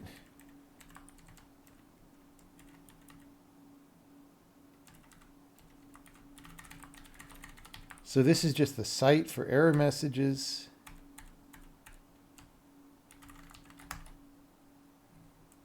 All right. And it works. So we're maybe done with that feature. Let's run the tests.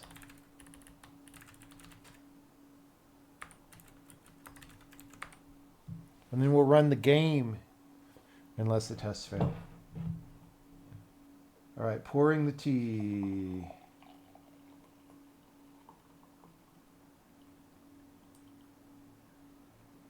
No, this was when I was in Czech Republic. I think it was 2019. So this is not about Ukraine.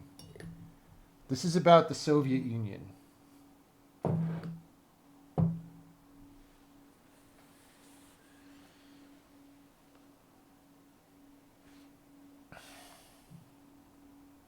and the Warsaw Pact and all that stuff.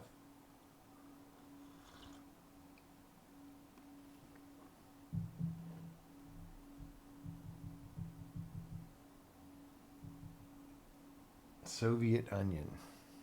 Well, it certainly made some people cry.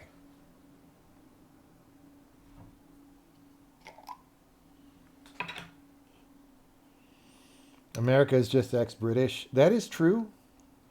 We're pretty different now from Britain.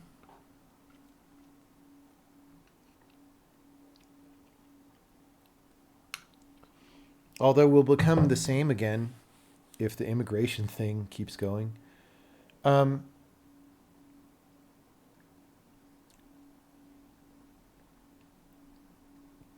Okay. We have an unforeseen problem.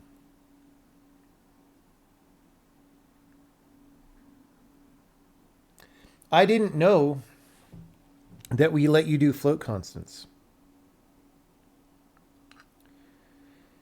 And the problem is we turned off float constants. That's what that assembly mode thing was that we did.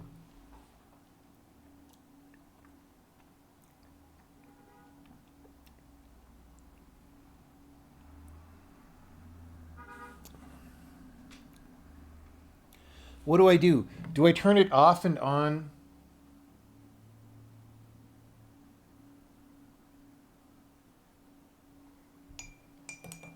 Do I do off and on an individual token basis?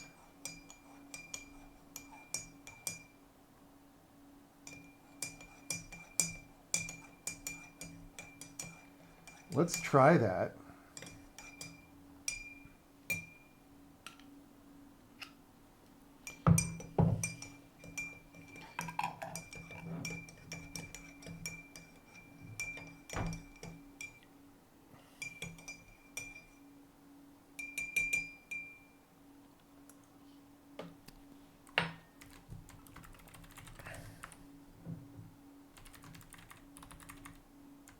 Assembly mode. Okay, we're not going to do this. We're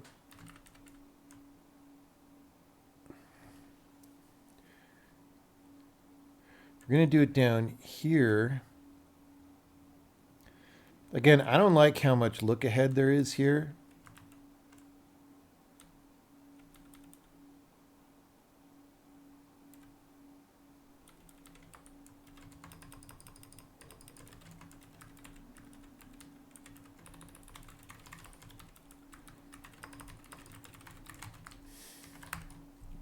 Like, if we're going to do it just for one token, it shouldn't be a quasi-global like that. Whoops. Let's do just this test. It wouldn't be a quasi-global like that. It would just be an argument. All right. So that compiles. I don't like... Okay, these have nothing to do with the work that we're doing. But like our inline assembly example shouldn't generate warnings like this. So I think we just wrote it before some policy changed. So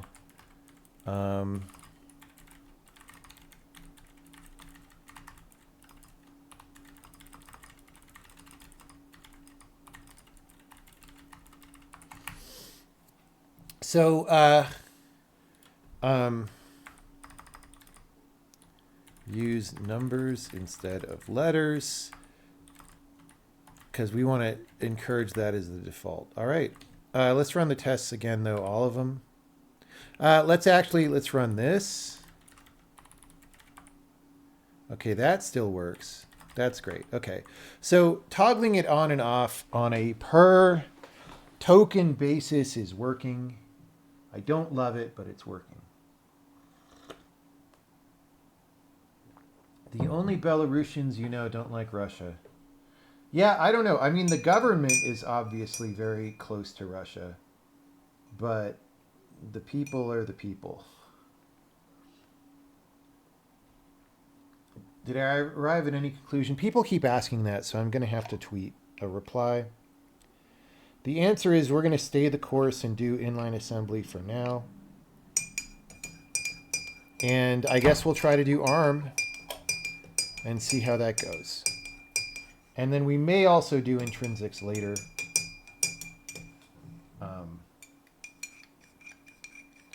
How big are the parser tokens? They're not super big, but I don't try to make them really small because actually not that many exist. Because we sort of cycle through. We don't like generate tokens and then leave them around for all of compilation, right? We just have a small cache of tokens of like 10 of them. And nobody ever even uses more than 3. But it's like a ring buffer of tokens or something, right? So, or it's more like a stack or something. So I don't worry about the size that much, but this is our token struct, right? So it's not huge.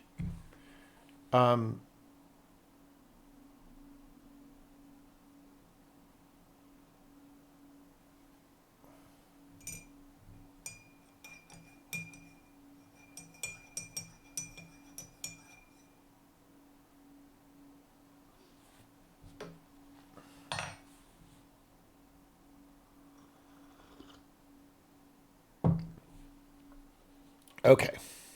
Those tests passed. Let's do the game. And then we'll go to a cool looking level and it'll be great.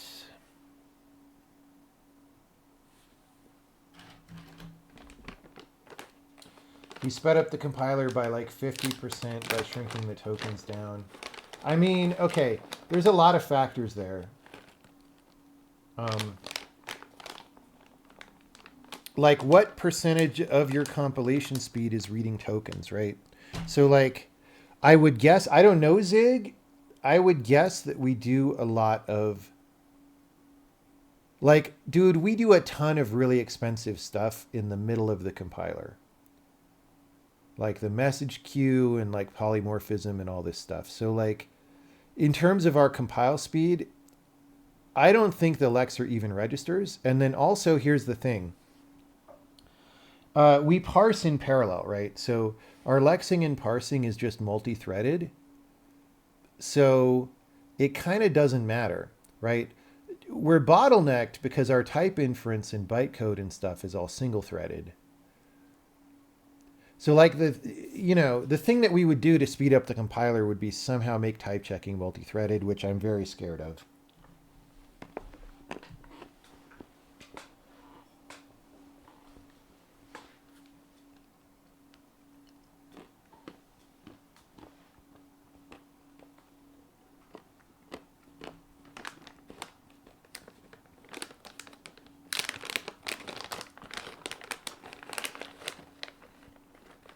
That's what Putin thought of Ukraine. No, nobody.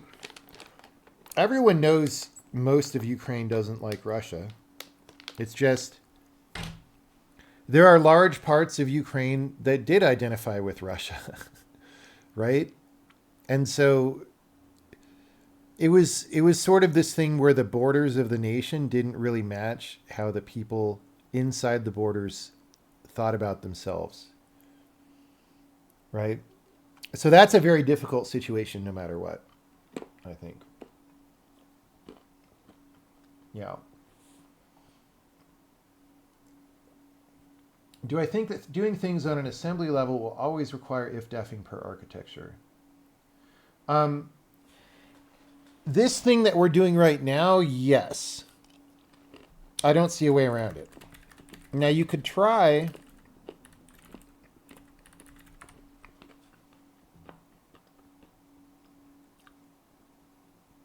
we could try to do intrinsics, or we could introduce high-level array types and let you do like, plus and times on arrays. It's just... that's just not really going to satisfy what actual performance programmers need. Like, cross-platform intrinsics are not going to satisfy what performance programmers need. It could be that you could have a mix of intrinsics where some of them are cross-platform, but a lot of them aren't. And that might help people not rewrite their code all the time. I don't know.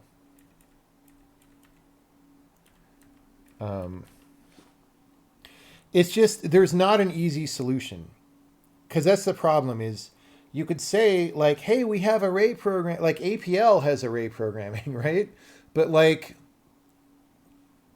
that doesn't really solve the real problems that serious programmers have. And in the design of this language, I am always about um,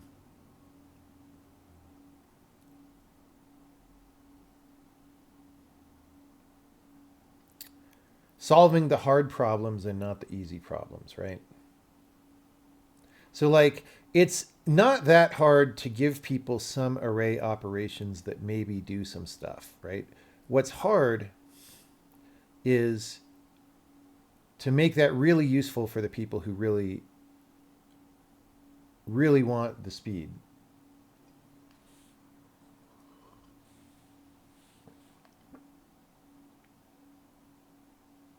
How is this Sokoban still not done? Well, how is your game doing?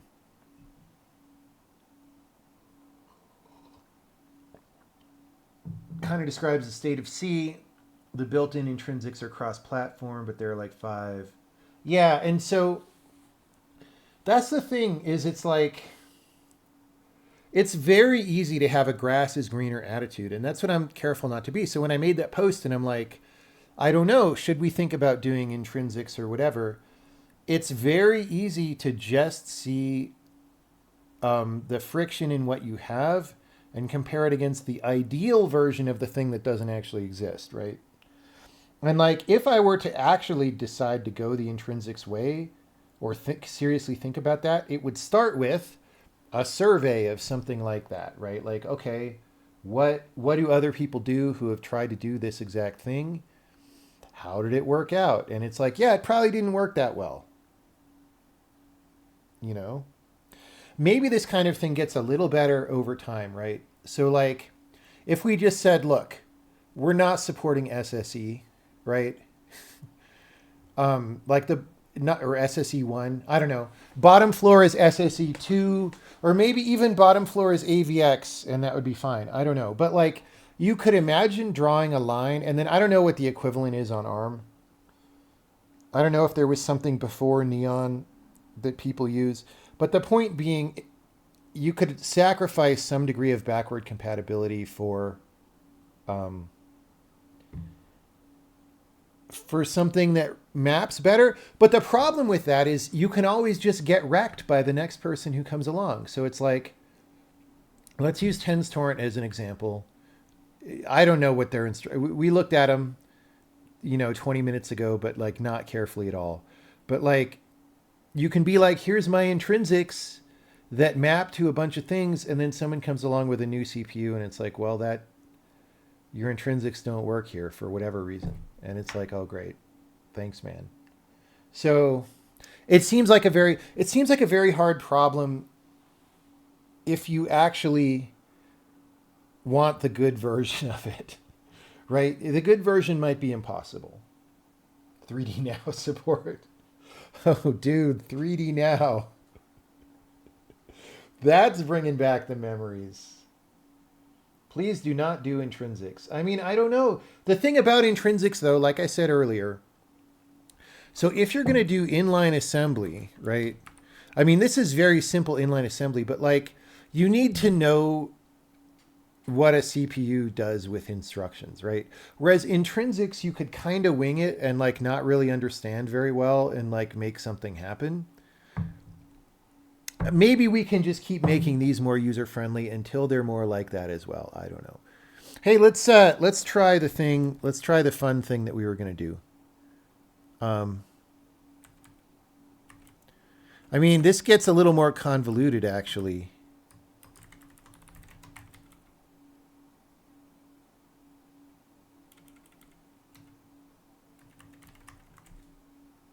All right. Bye, video game. See you later.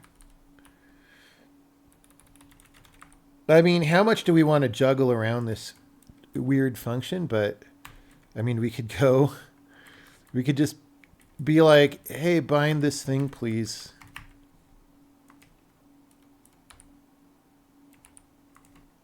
So A B swap in 16-bit is emulated by exchange and needs to output to A. Right? Something like that.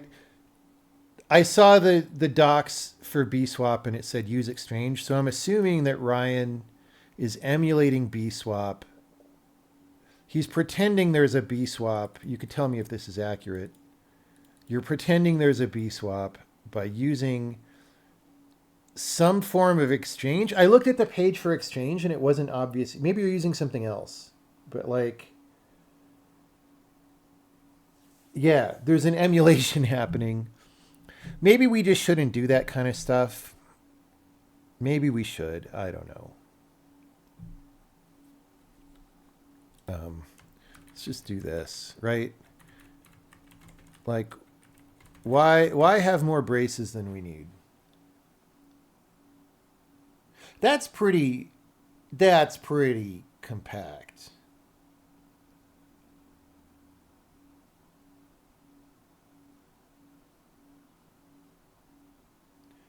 Like, I'm really kind of happy with this, if I'm being honest.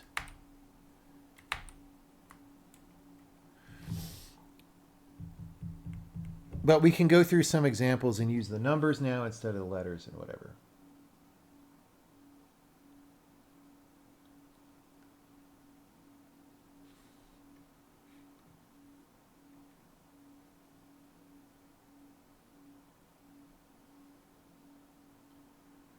There's no truth about Donetsk and Luhansk being pro-Russian. Look, I didn't get into specifics, but like, Crimea had an election, didn't they? As a foreigner, supposedly they had a free election that was overwhelmingly pro-Russia, right? Is that true? Whatever. I'm just saying what I know.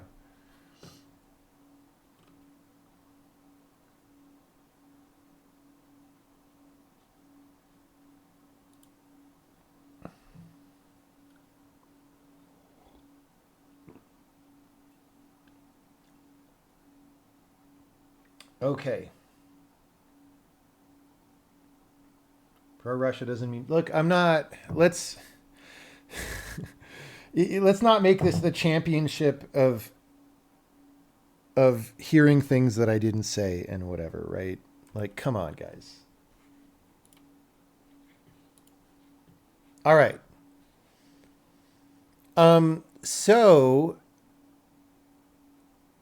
Well, okay. So first, since all the tests are passing and stuff, let's just clean up the no check-ins, and of which there aren't many, and then we'll take the W. That code is just gone.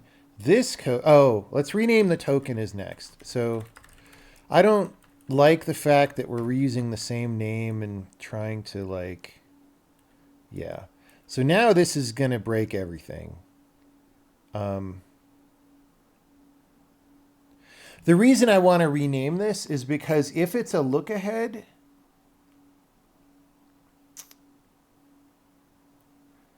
I want to know from reading, because when I see token, I feel like it's the current token, right? So we're just going to try not to break things. Okay, but then we eat 2 tokens. And now we're caught up. And so this is fine if this is token, right? Okay, we eat 2 tokens there.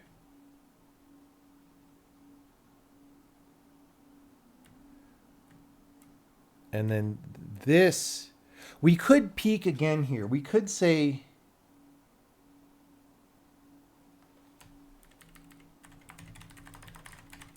or we could just do that. Okay, this is solved, but we'll comment about what we're doing now. We did make sure it's not a float. Okay, so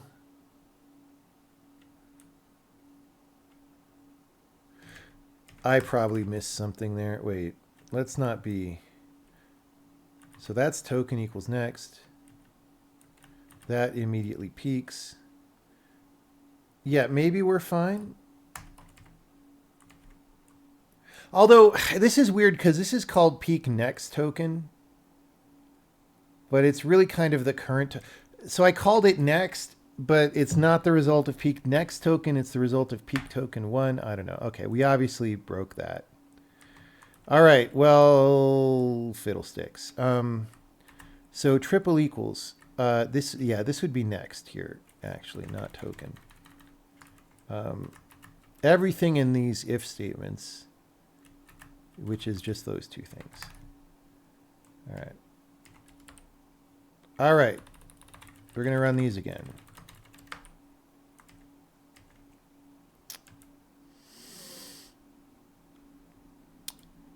Okay. Let's call it ahead.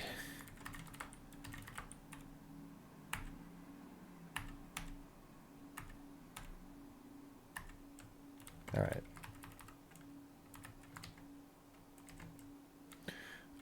And then here,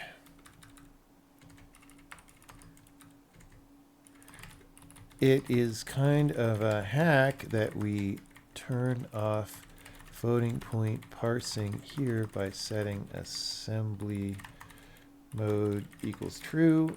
When I made that the API, I presumed we would do it for all ASM, but actually for the whole ASM block, but actually we want to parse floating point operands as well. So we just do it for this one token. Probably it should be an argument to peak token instead. But maybe that slows down the Lexer. Is it the 27th or the 28th? Please don't be the 28th. Yeah, it's the 27th. All right. Cool.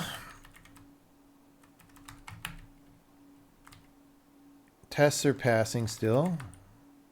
And we're done. Let's make sure we still compile.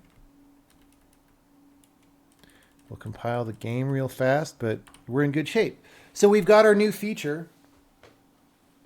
And I guess we'll spend a little bit of time revamping those assembly files. Eventually, I want to go out in the world and have a day.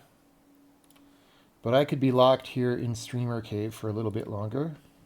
Oh, let's write up the documentation as well in the changelog. ASM supports integer size designations. All sizes are now in bits.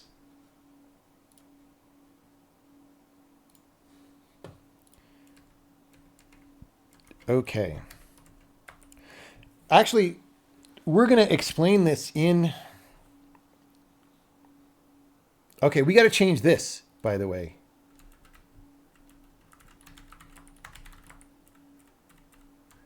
Because we changed this. This is our patch notes.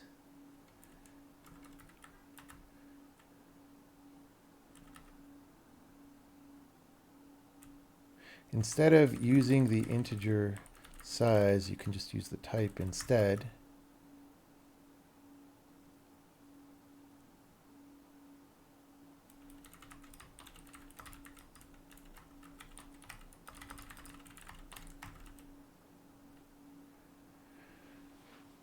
Okay. We got to change all these numbers. This is 8, 16, 32, 64, 8. Okay. So we're going to go and convert all our things to streamline them further.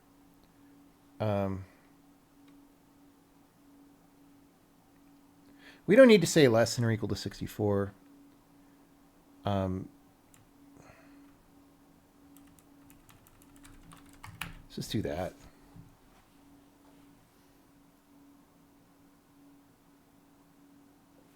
Let's line up these. Whoops, wait. we didn't ASM here. Did I just delete that? Okay.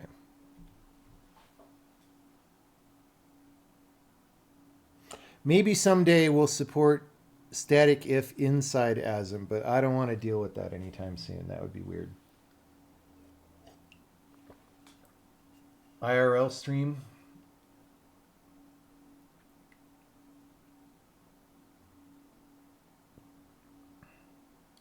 This is not... you're asking if popcount.d result comma value is object-oriented programming. Oh boy. Twitch.tv. All right. No, I mean, if you don't know, you don't know. That's fine. It's fine. It's all good. We're just chilling. The object is the computer. I mean, that's the idea behind object-oriented, is that it corresponds to objects in the world, including computers. Okay. Before this, because it's actually a little bit of a simpler thing, ASM now supports designating operand size by integers rather than the old single letter suffixes. For example, instead of this, you can now say popcount.16 result comma value.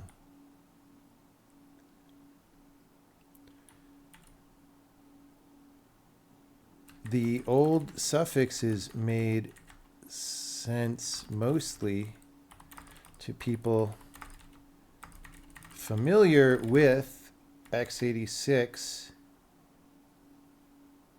What would you call it? Like the fact that there's like byte, word, D word, and quad word. Like what? x86 data types, I guess. But as we expand ASM into more platforms, this would make decreasing amounts of sense. But for now, we still support the old suffixes, but before too long, we will make them warnings and then eventually errors for reasons you will see in a moment. Okay.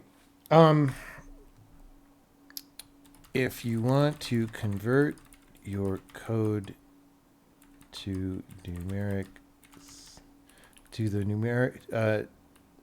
numbers, to use the numbers,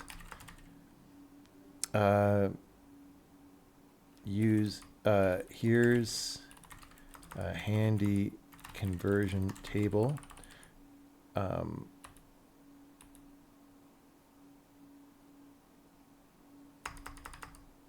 So we have B, W, D, Q. Isn't it crazy that a double word is 4 bytes? That's what kind of history we're talking about here.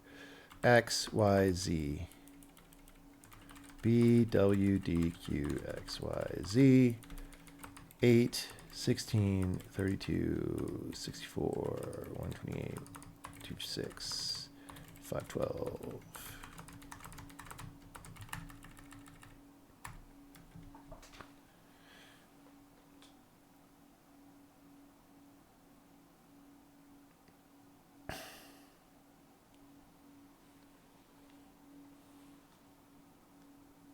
Okay.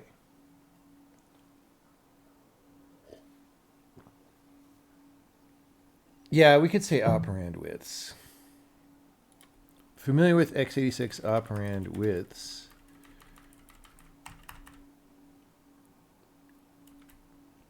Familiar with the terminology around? Because it's not exactly the widths that's weird. The widths are fine. It's the names are just weird and have tremendous amounts of historical baggage. And like someone who knows ARM but doesn't know x86 has no idea what a D word is, I assume. Unless ARM ported that for some reason, but I doubt they did. Right. Not the D word.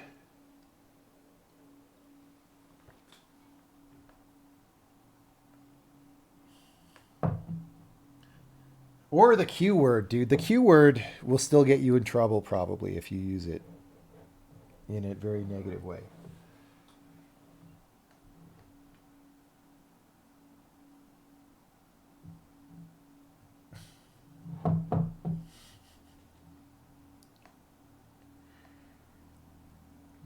If you do else asm, the code would shrink in approximately half.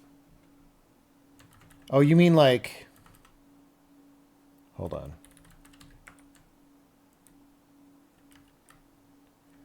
Wait, were you talking about this one? Oh yeah. Yeah, I mean, we could fold this up.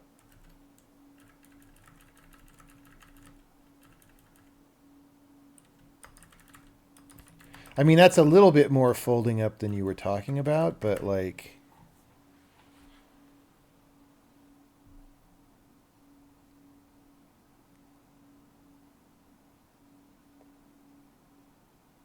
and then since I'm going to use the number, since I just talked about using the numbers here, I'm going to use them here. Just to help provide an example of what we're talking about, right? And people can see that the number corresponds to the number and it'll disambiguate and we're all good.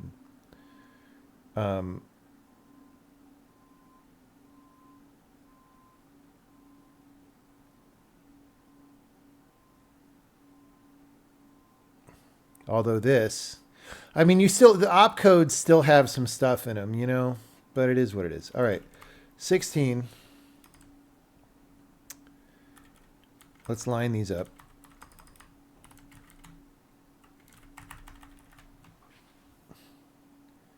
Okay.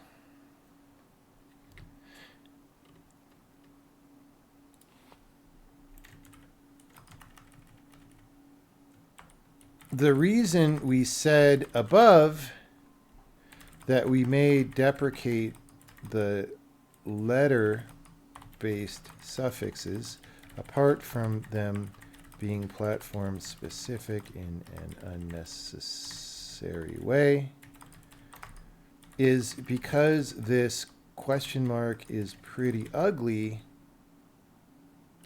and if we knew that any identifier looking thing after dot always meant an external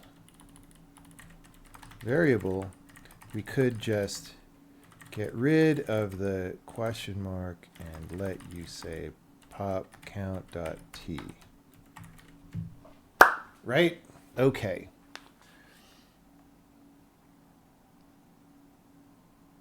Doesn't the example above the reason,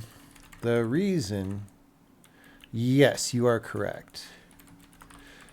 I don't think you can do ASM without braces right now, but we might also just let you do that. If we have enough quickies like this, because this wouldn't be hard to get rid of the braces. Oh yeah, we could do this again. I don't know. Like, I mean, do we want to crunch this? How much do we want to crunch this down? Let's try it.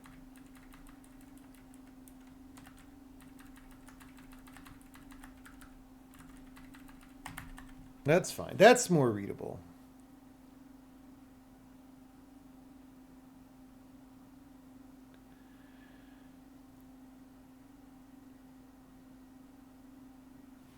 We need to move into 16 bits.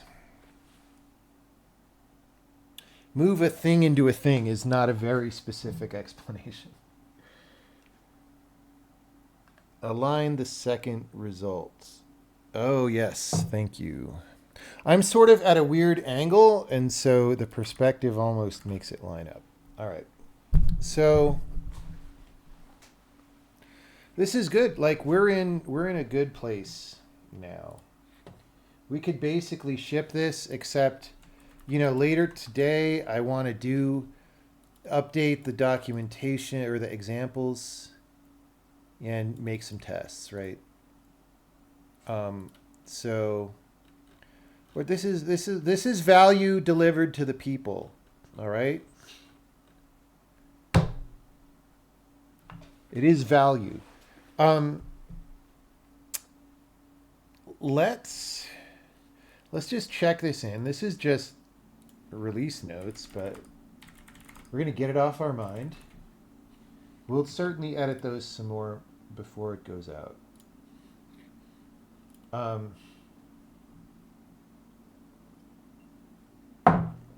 Okay. Next. Yeah, let's go back to bit operations and whatever. So this pop count, for example, I think we decided we're not going to... Oh, the other thing we want to do is that the error message improvement.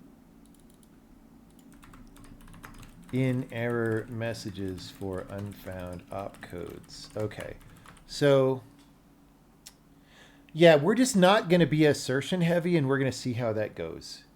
And if people are confused by error messages, we'll try to improve the error message in the assembler as opposed to requiring people to write assertions everywhere.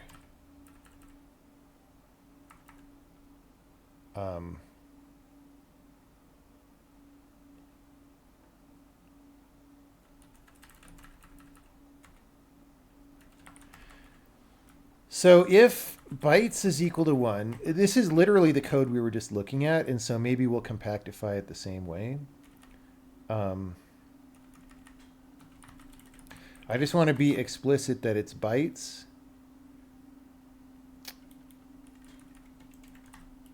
We need to move into 16 bits, right? Okay. So if bytes is equal to 1, we're just going to do this, right? Literally the same thing we just did. Else asm. I mean, I could have done it here and copied it over, but whatever. Hey, look, I ended up with the same non-indent. Lol, lol, lol. Okay. That's great. Again, long term, I would like to get rid of the question mark. But it's an intermediate compatibility phase that we are in right now.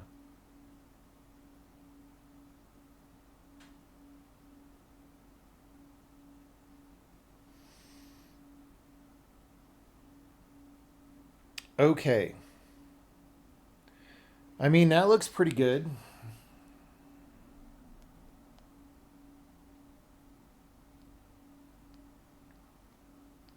If you pass in a size 0 or a large object, we will just get an error here. And like I said in the notes, our goal is to make that error better.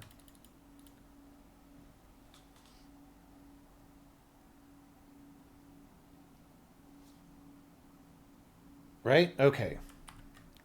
Byte swap. Again, we're not asserting.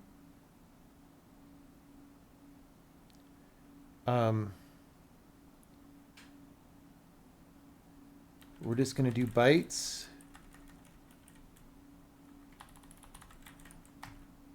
Oh, this one, let's go. This is just this example, right? Let's do it this way.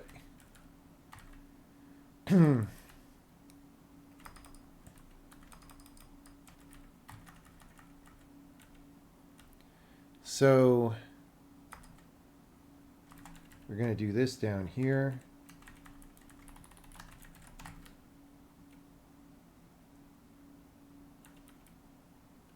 I mean, maybe I should have just copied the whole thing, but there we go.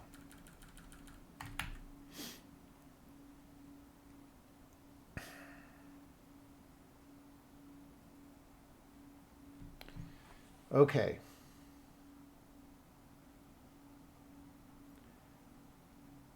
We could factor this a little more. Let's see what we like better.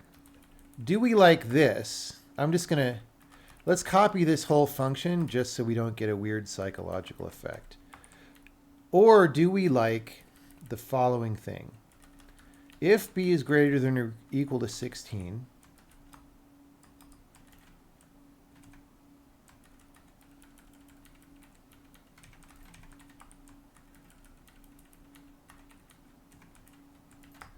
I need to update my Emacs mode, dude. Like, do we like that better?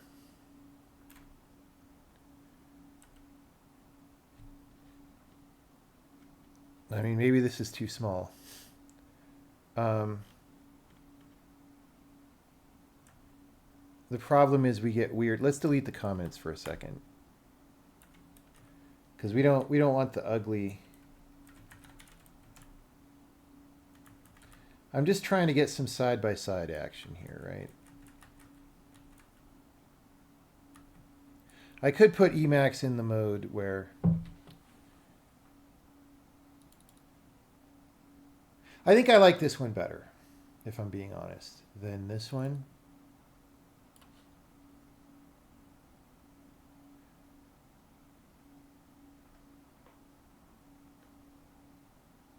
Someone says left is better. Someone says right is better. Another vote for right. All right. We got 3 votes for the right one, so we're staying with it. But, you know, we're just experimenting. And then, you know, it's, if we let you do one-liners without braces, this would become a lot more cleaner, right? It would be like that. Okay.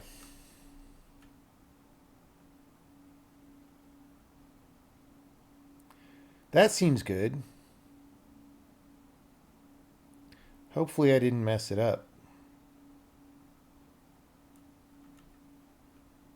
Oh, I deleted the frickin' comment, dude. There we go.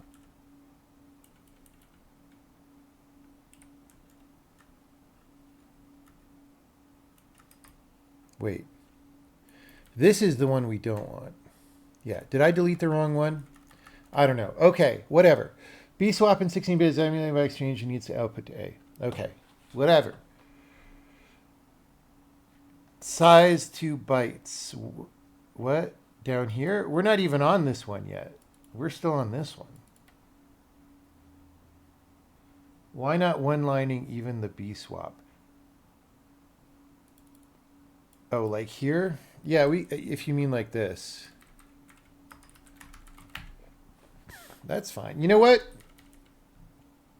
Yeah, that's fine. Let's even... Look how neat that looks. Look how neat that looks. That's so much better than what we had. Do you guys want to go back and see what we had 2 days ago? Let's compare.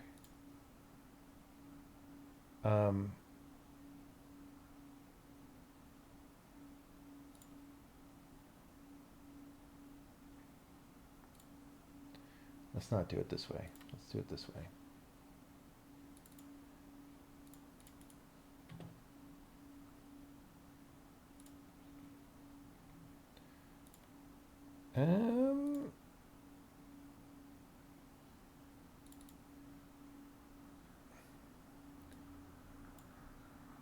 Okay, this is a little bit marked up from whatever, but this is what it looked like. If size is 1, if size is 2, if size is 4, if size is 8, blah, blah, blah. So all this is now, you know, that plus this, you know. But then, you know, we didn't even check and do nothing on 1 or 0 bytes for the fallback. So, yeah, it's a lot more terse. Size to bytes in the... Oh, yeah. Thank you. Thank you. Okay. Cool. Byte swap in place. Again, we're getting rid of the... This should basically be the same, right? Let's just... Because byte swap and byte swap in place should look exactly the same, except we don't return anything. Okay, if we're x64... If size is 1, well, we already handled that. If bytes is... So...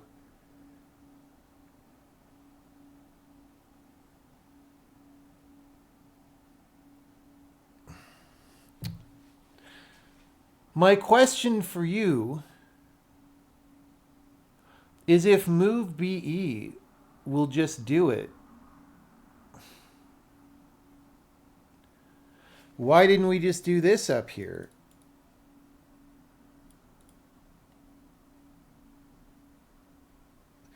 I mean, I guess the answer is this is a memory operand and whatever. Like, all right.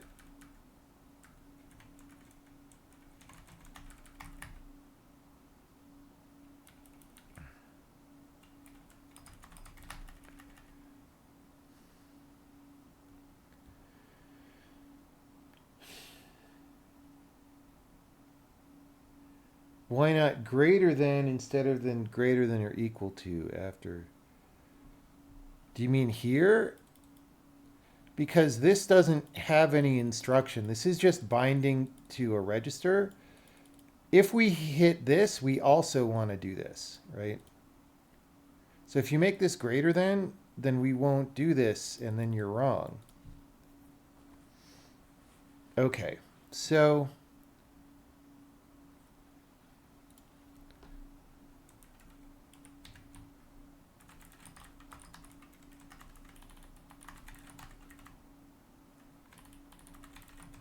Okay.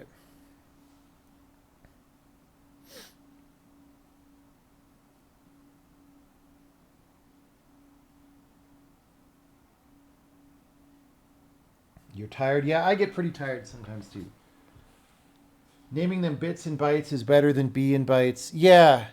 The reason I called it B, it's a good point. The reason I called it B was because we were using it in the assembly, and it's just shorter to have T, but we're not anymore, right?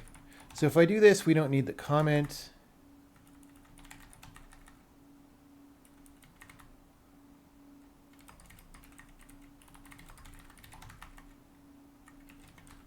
Yeah, let's do that. It's just if you were having an inline assembly where you're saying like question mark bits over and over and over, that would be annoying, and I would make an alias for it at least of B. But you're right that here it's just not necessary to do that. Good call. Good call.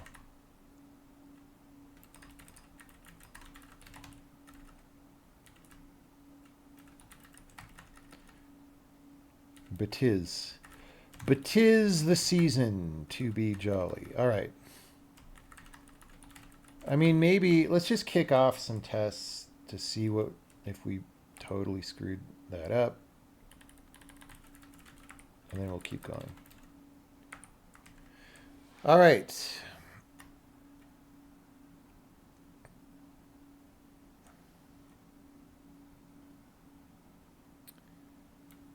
Did I miss a B over 8? I think you said that before I got it, right? Yeah.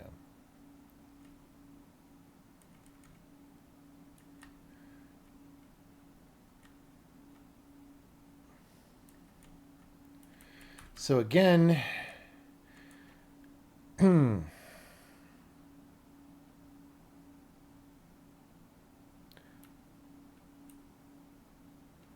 I mean,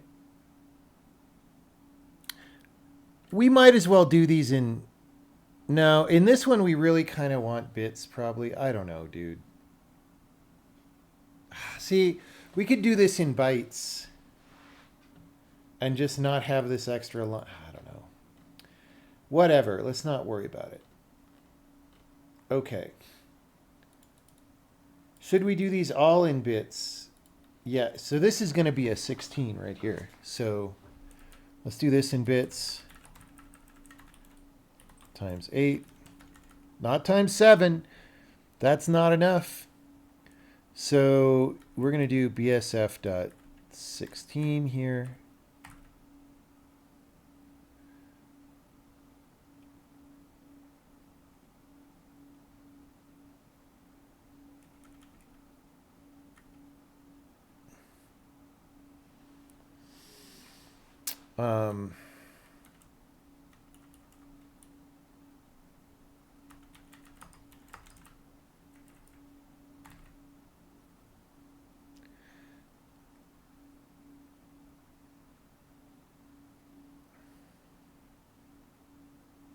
Okay. So we have to move 0 extended in BSF16.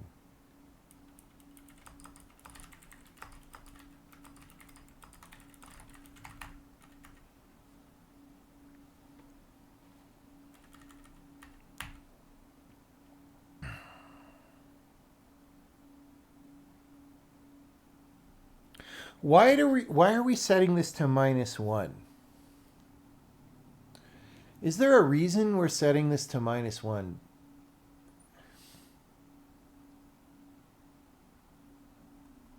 Like, why not 0?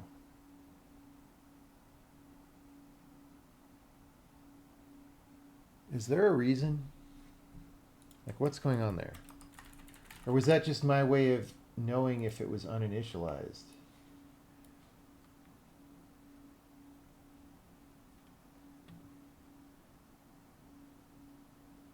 Oh, because we're adding 1?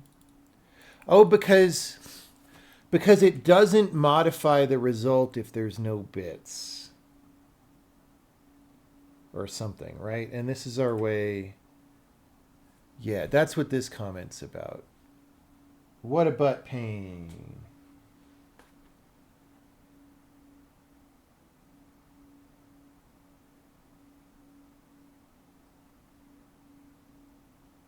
Shouldn't the fallback be applied for bits greater than 64? I don't think so because... Well, yeah, I mean, let's not worry about that yet. Like right now, my job is just to expand what we have, or rewrite what we have in the new syntax. But you're right that if you called this on a 128-bit value, we could just fall back to here. It's just that's more things than I want to think about right now. But yes, we absolutely could do that. Except that no, it doesn't work because this we're doing a bit mask on an integer here, and we simply you would have to pass like a struct, like our int128 struct that supports an operator overload for and. Like it's just we just don't want that right now. It's too much to think about. We could think about that later. The audience, right? The audience who wants to do bit scan forward wants it to be the fast version anyway, I think. I don't know. We'll see. All right, so we're doing BSFT. It's that seems fine.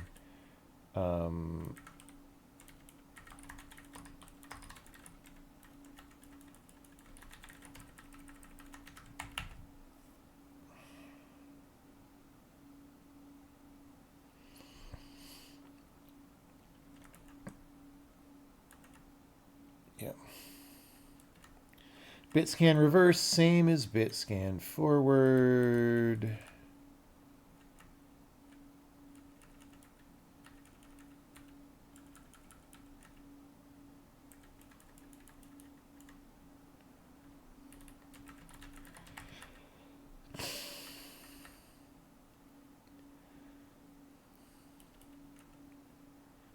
Yeah, like we could combine these if we somehow let you pass a string for the opcode.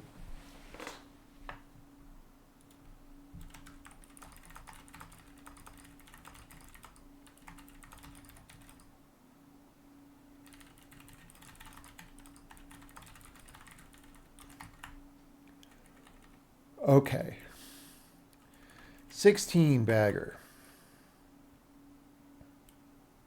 If bits is equal to 8. Boy, it's so easy to make a mistake here.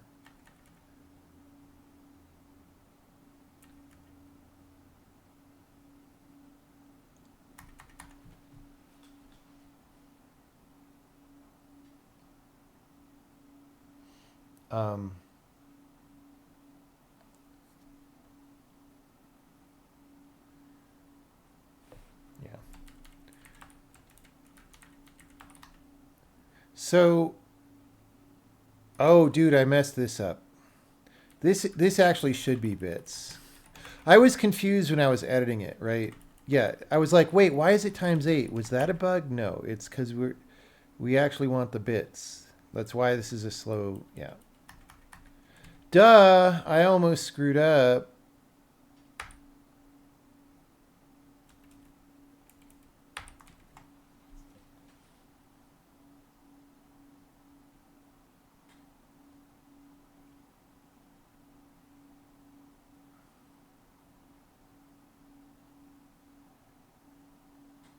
Oh, you're talking about byte swap, not bit scan.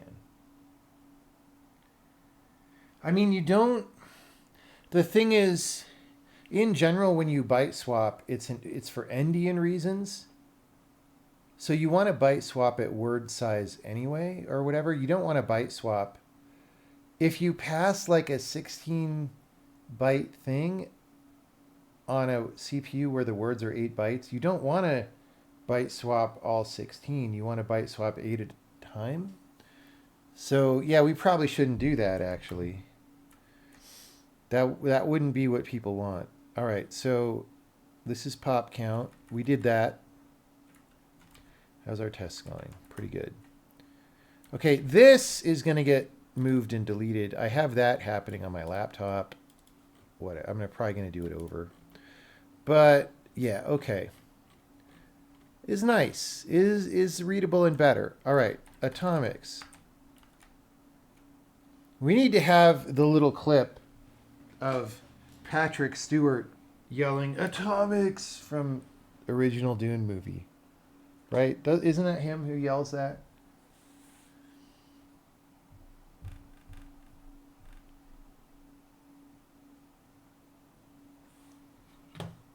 And then we can have him say the line must be drawn here.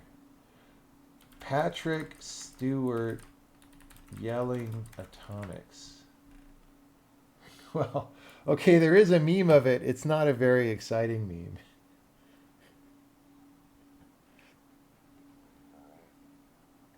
See, not a lot of people understand the meme potential of atomics yet, but they will.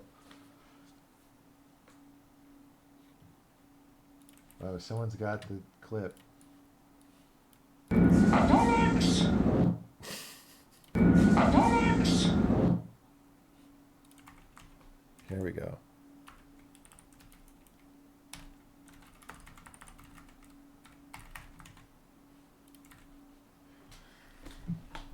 It's a comment so that people can understand what is in this file.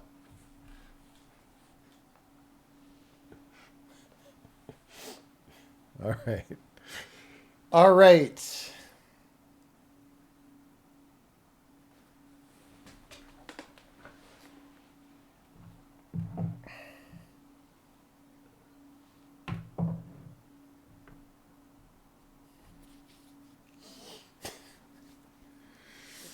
Okay. Our tests are doing great. Let's keep going. Size. Do we want... We don't even need the size here, dude.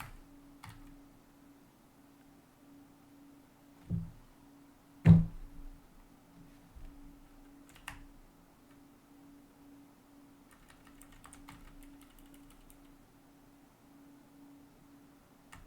don't know why we had that. Well, it's because we used to have this fan out. You know that byte swap is not the correct abstraction. Okay, people who use the word fallacy, I don't trust them.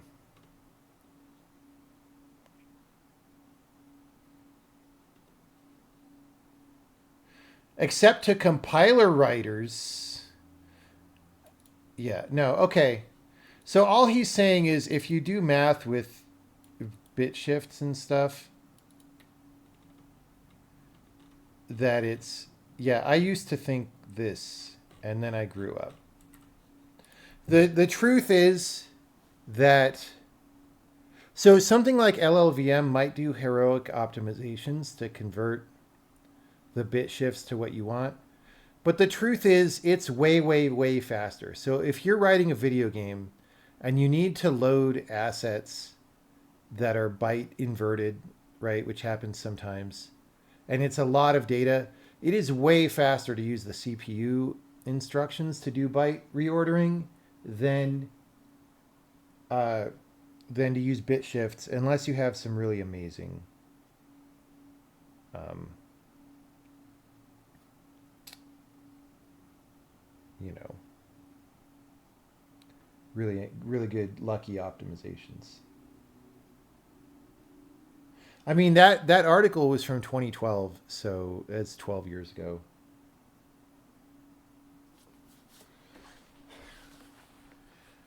For that comment about lock prefix, the ISA says the lock prefix is implicit,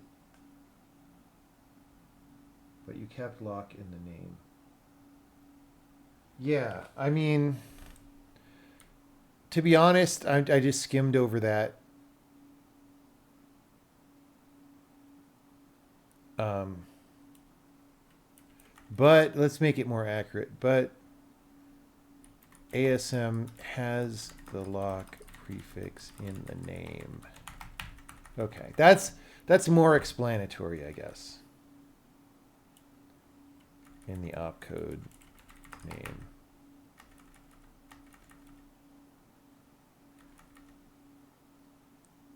Okay.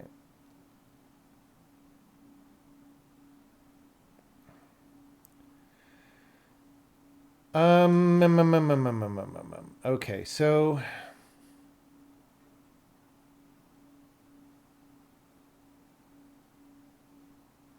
wait, did that Patrick Stewart meme? That might have been a next level meme. Hold on. No, never mind. In my mind, it had turned into him in a Star Trek uniform yelling atomics, which would have been awesome. But that is not what it was.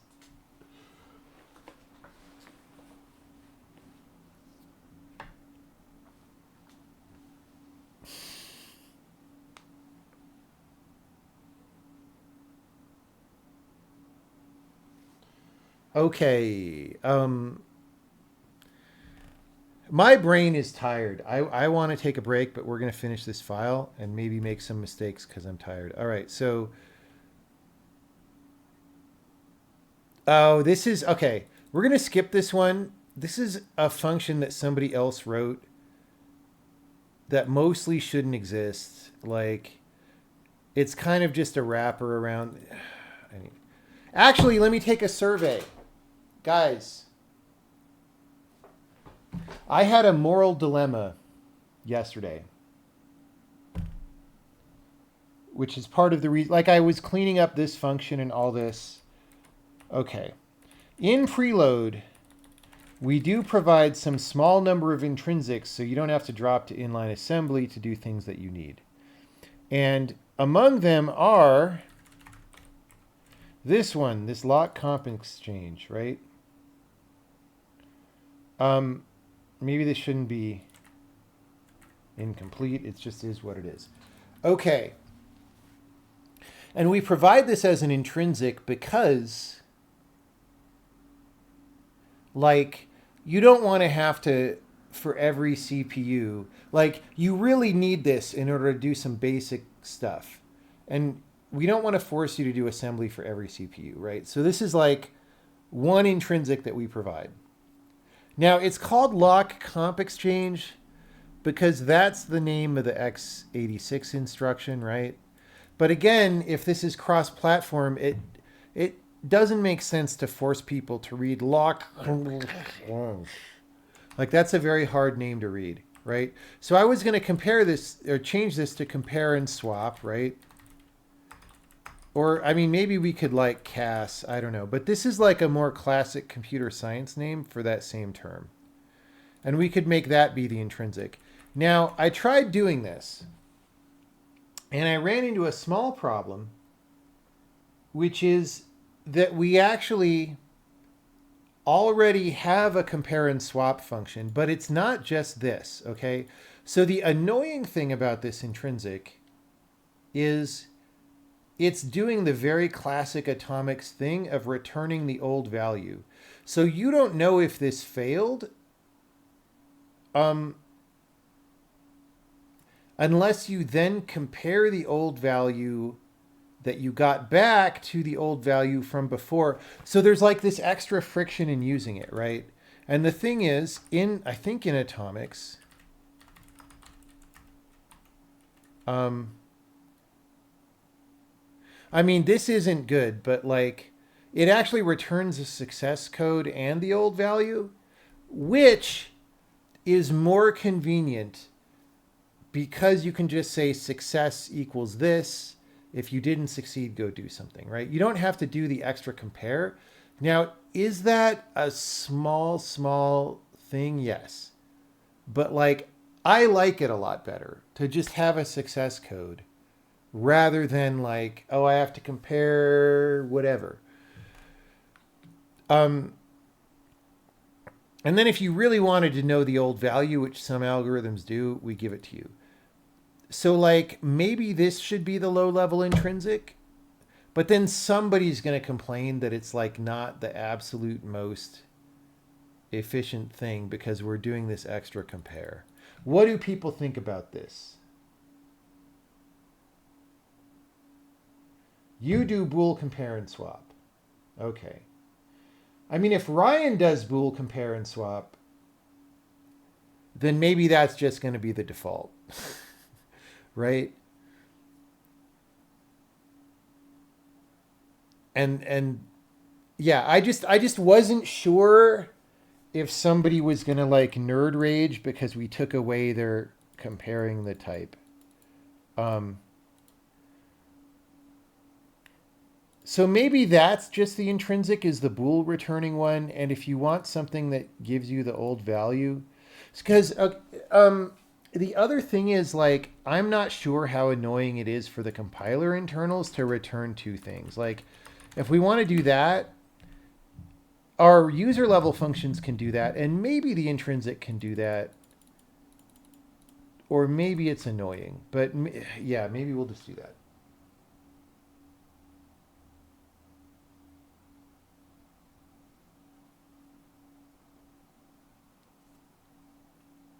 Are the intrinsics supposed to map directly to an ASM instruction? No, this one is not. Okay, so in order to not be confusing, when we talk about, for example, SIMD intrinsics, if they're platform specific ones, you basically want those to map directly to an instruction. It's complicated because sometimes there isn't an exact instruction, but like you want that. That's the intent, right? For this, the intent is not to map to a specific instruction. It's to map to the most efficient way on the target CPU of doing a compare and swap. Right? So, whatever. Yeah, okay, I'll change it today to compare and swap, but before I change it, there's just going to need to be some other stuff that happens. Because we're already using the name compare and swap. Maybe that's a reason to put an underscore on this one for now. Because people might be calling the old...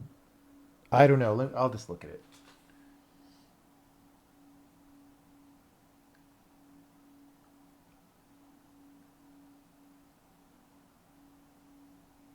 You thought it was a vote? Well, if other people replied faster, it would be more of a vote, wouldn't it?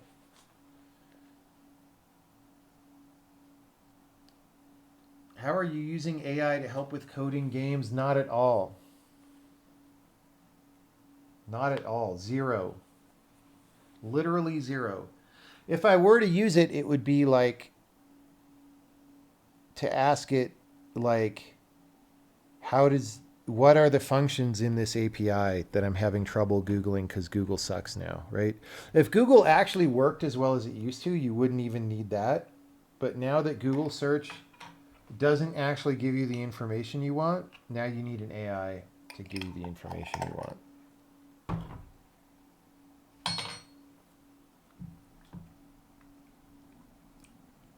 How much revenue have your games gotten? I don't know exactly.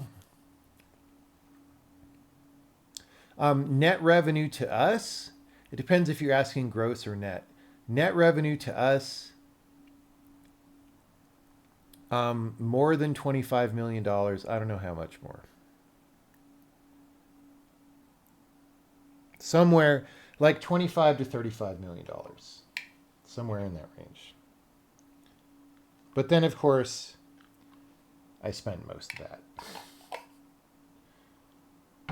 US dollars.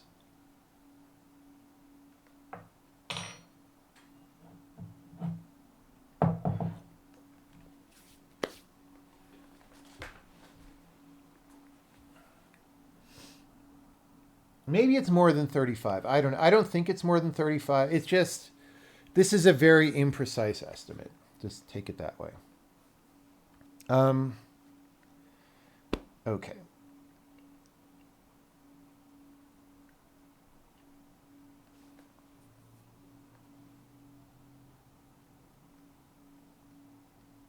Can't spend enough money on ice cream. It is a lot of pints of ice cream. It's true. I do want to make games faster now. Yeah. I guess that's mostly money from The Witness.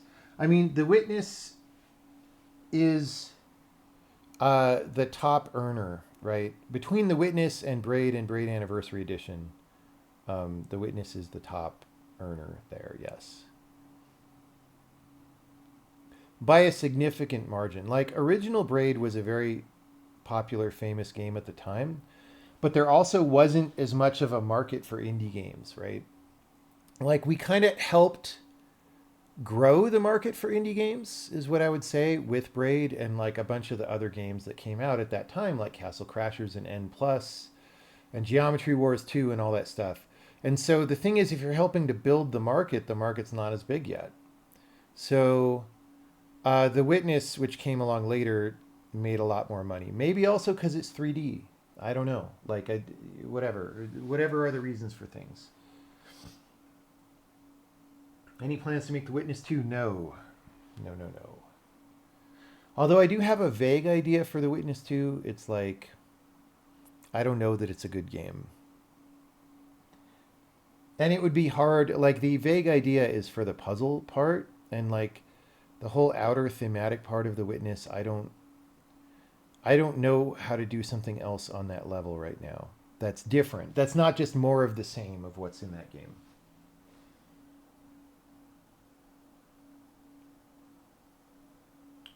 Why is it cast type value? Because it's annoying. The further away that you have to put the close parenthesis, the more annoying it is. That's why.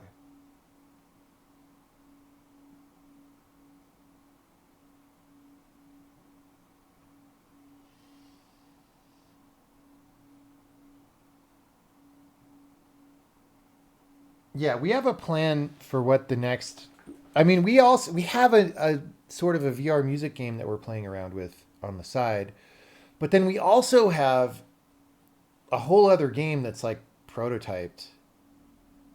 That's just waiting for us to finish the Sokoban game. Yeah. Okay. Can I make Crusader 3? I never played a Crusader game. No. I think I played whatever was the Crusader No Regret or whatever. The second Crusader. I played a demo for that on the PC Gamer demo disc and I hated it, so I didn't buy the game.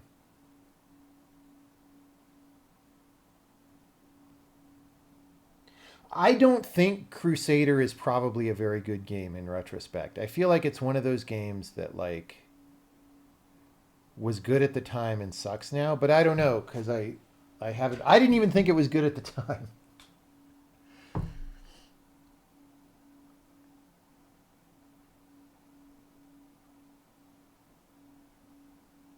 Any plans to ever make a I've made a multiplayer game as my first professional game. Might we do one again? Yes. Someday. Okay.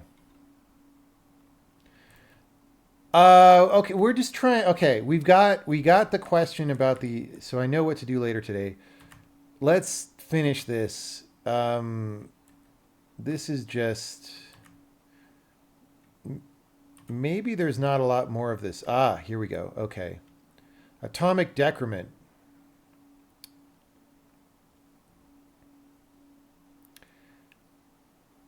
I mean, these are all lock deck dot whatever set z0, right?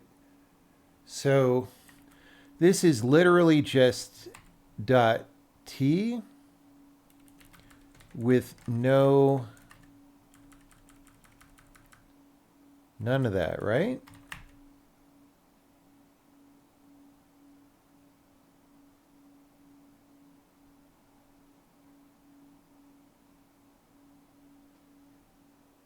Oh, no.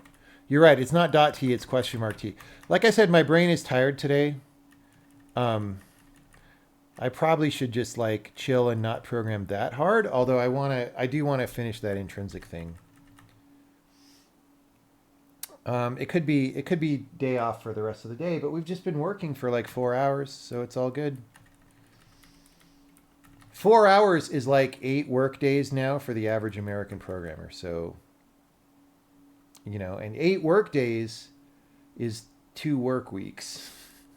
So we've just worked 2 weeks of what the average American programmer does. And, that's great. So somehow we missed that one before because we went through to try to apply the question mark T and we just didn't hit that one.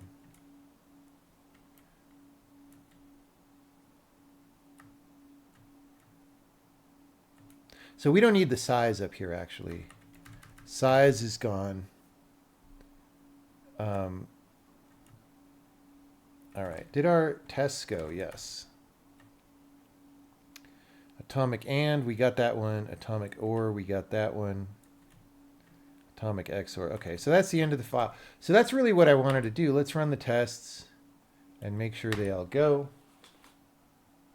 It's not your fault they pay you to do nothing. Well, that's kind of true. Like, why do companies put up with this? It's because there's still kind of a bubble. Even though it's been a hard economy and like companies aren't hiring that much anymore, they're still living off this bubble. Because if you weren't in a bubble, you would actually care. Like, in almost every industry, right, the cost of manufacturing, like if you make toys or whatever, right, the cost of manufacturing is like most of your expenses. So you try to get that down. That's why everything is outsourced to China, right? It should be a big, big sign that somehow this universal economic concern, what is my cost of production, does not apply to software at all in 2024 still, even after being hit by this, recessionary dynamic. Only a few people, like Elon, cared about it for Twitter, which is why he fired 80% of the company. But almost no software company actually cares about the cost of production still, unless they're a tiny indie company. And that's how you know there's still a giant bubble. Because if there were a bubble, people would be, first, they would want productivity to go up, and then they would be trying to hire people for cheaper than the insane salaries that are being given out. So there's obviously still a bubble.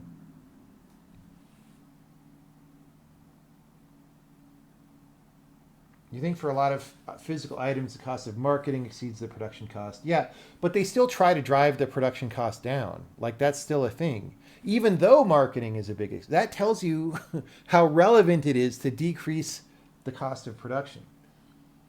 They're slowly starting to care. Yeah, I think I agree with that. They are slowly starting to care.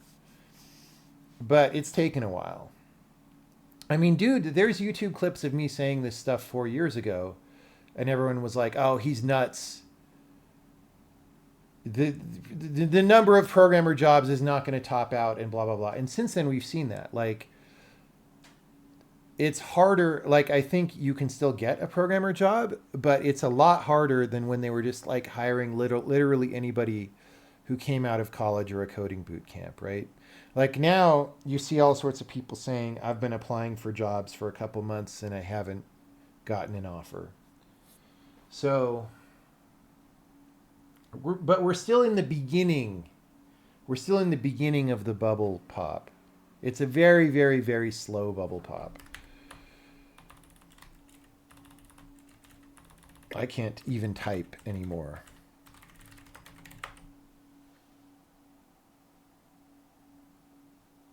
You have a job posting for a programming intern. Last you checked, it was at 200 applicants. Yeah, I mean, that's a lot of applicants. Let's make sure after all our changes, our game still runs. Elon didn't fire programmers. No, I'm pretty sure he did fire programmers. He fired a bunch of programmers. He just fired, by proportion, much more of like the trust and safety people and whatever. But he fired programmers for sure. For sure. Like in a high profile way. I mean, you know. Dude, I'm so tired today. I'm blanking on the names. The very famous high-level Twitter programmers who were caught outside the office by reporters as they were bringing their boxes out. Johnson and Ligma. Yeah, that's who it was, right? It was Ligma and Johnson.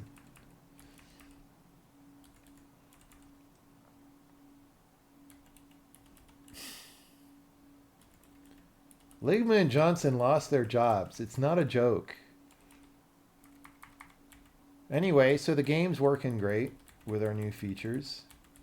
That's cool.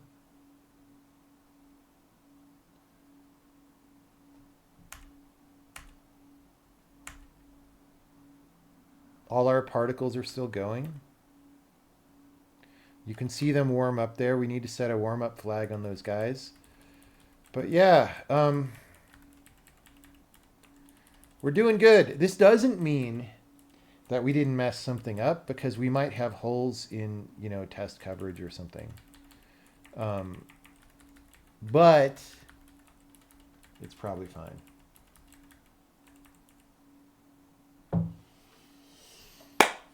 Thanks everybody for hanging out. We're going to find someone to raid.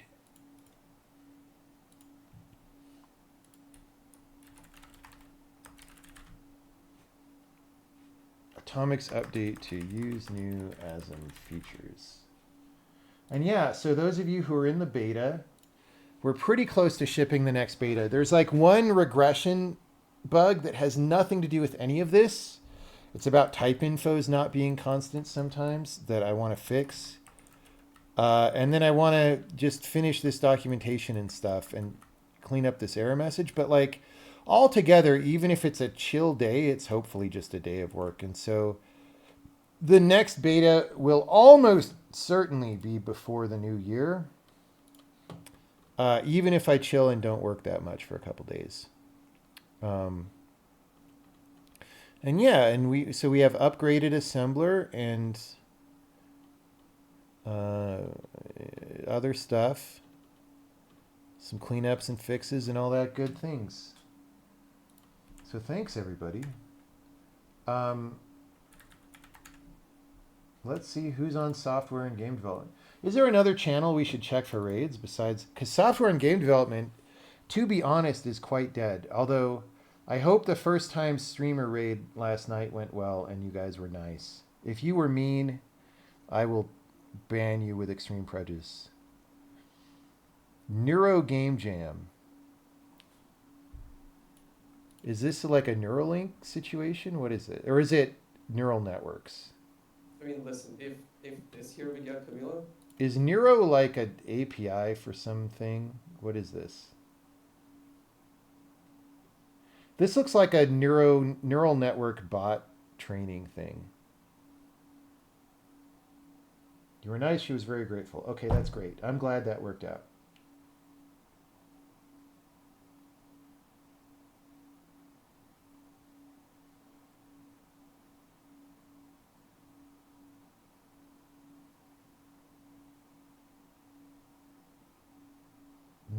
is the AI streamer girl. I don't know who that is. Okay, so this is a game jam hosted by someone named Neuro, but it's generally a game jam. Is there? But it says Neuro got recent. Oh, you mean it's an AI like an LLM That's that streams? Okay. Back to coding like a primate. In Markdown. That's, yeah. All right, Markdown. Great.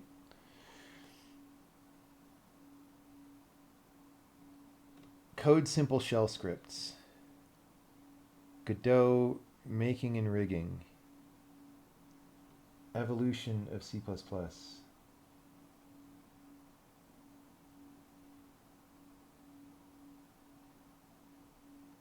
Sparrow. Who is Sparrow for? Dude, I can't even spell that, dude.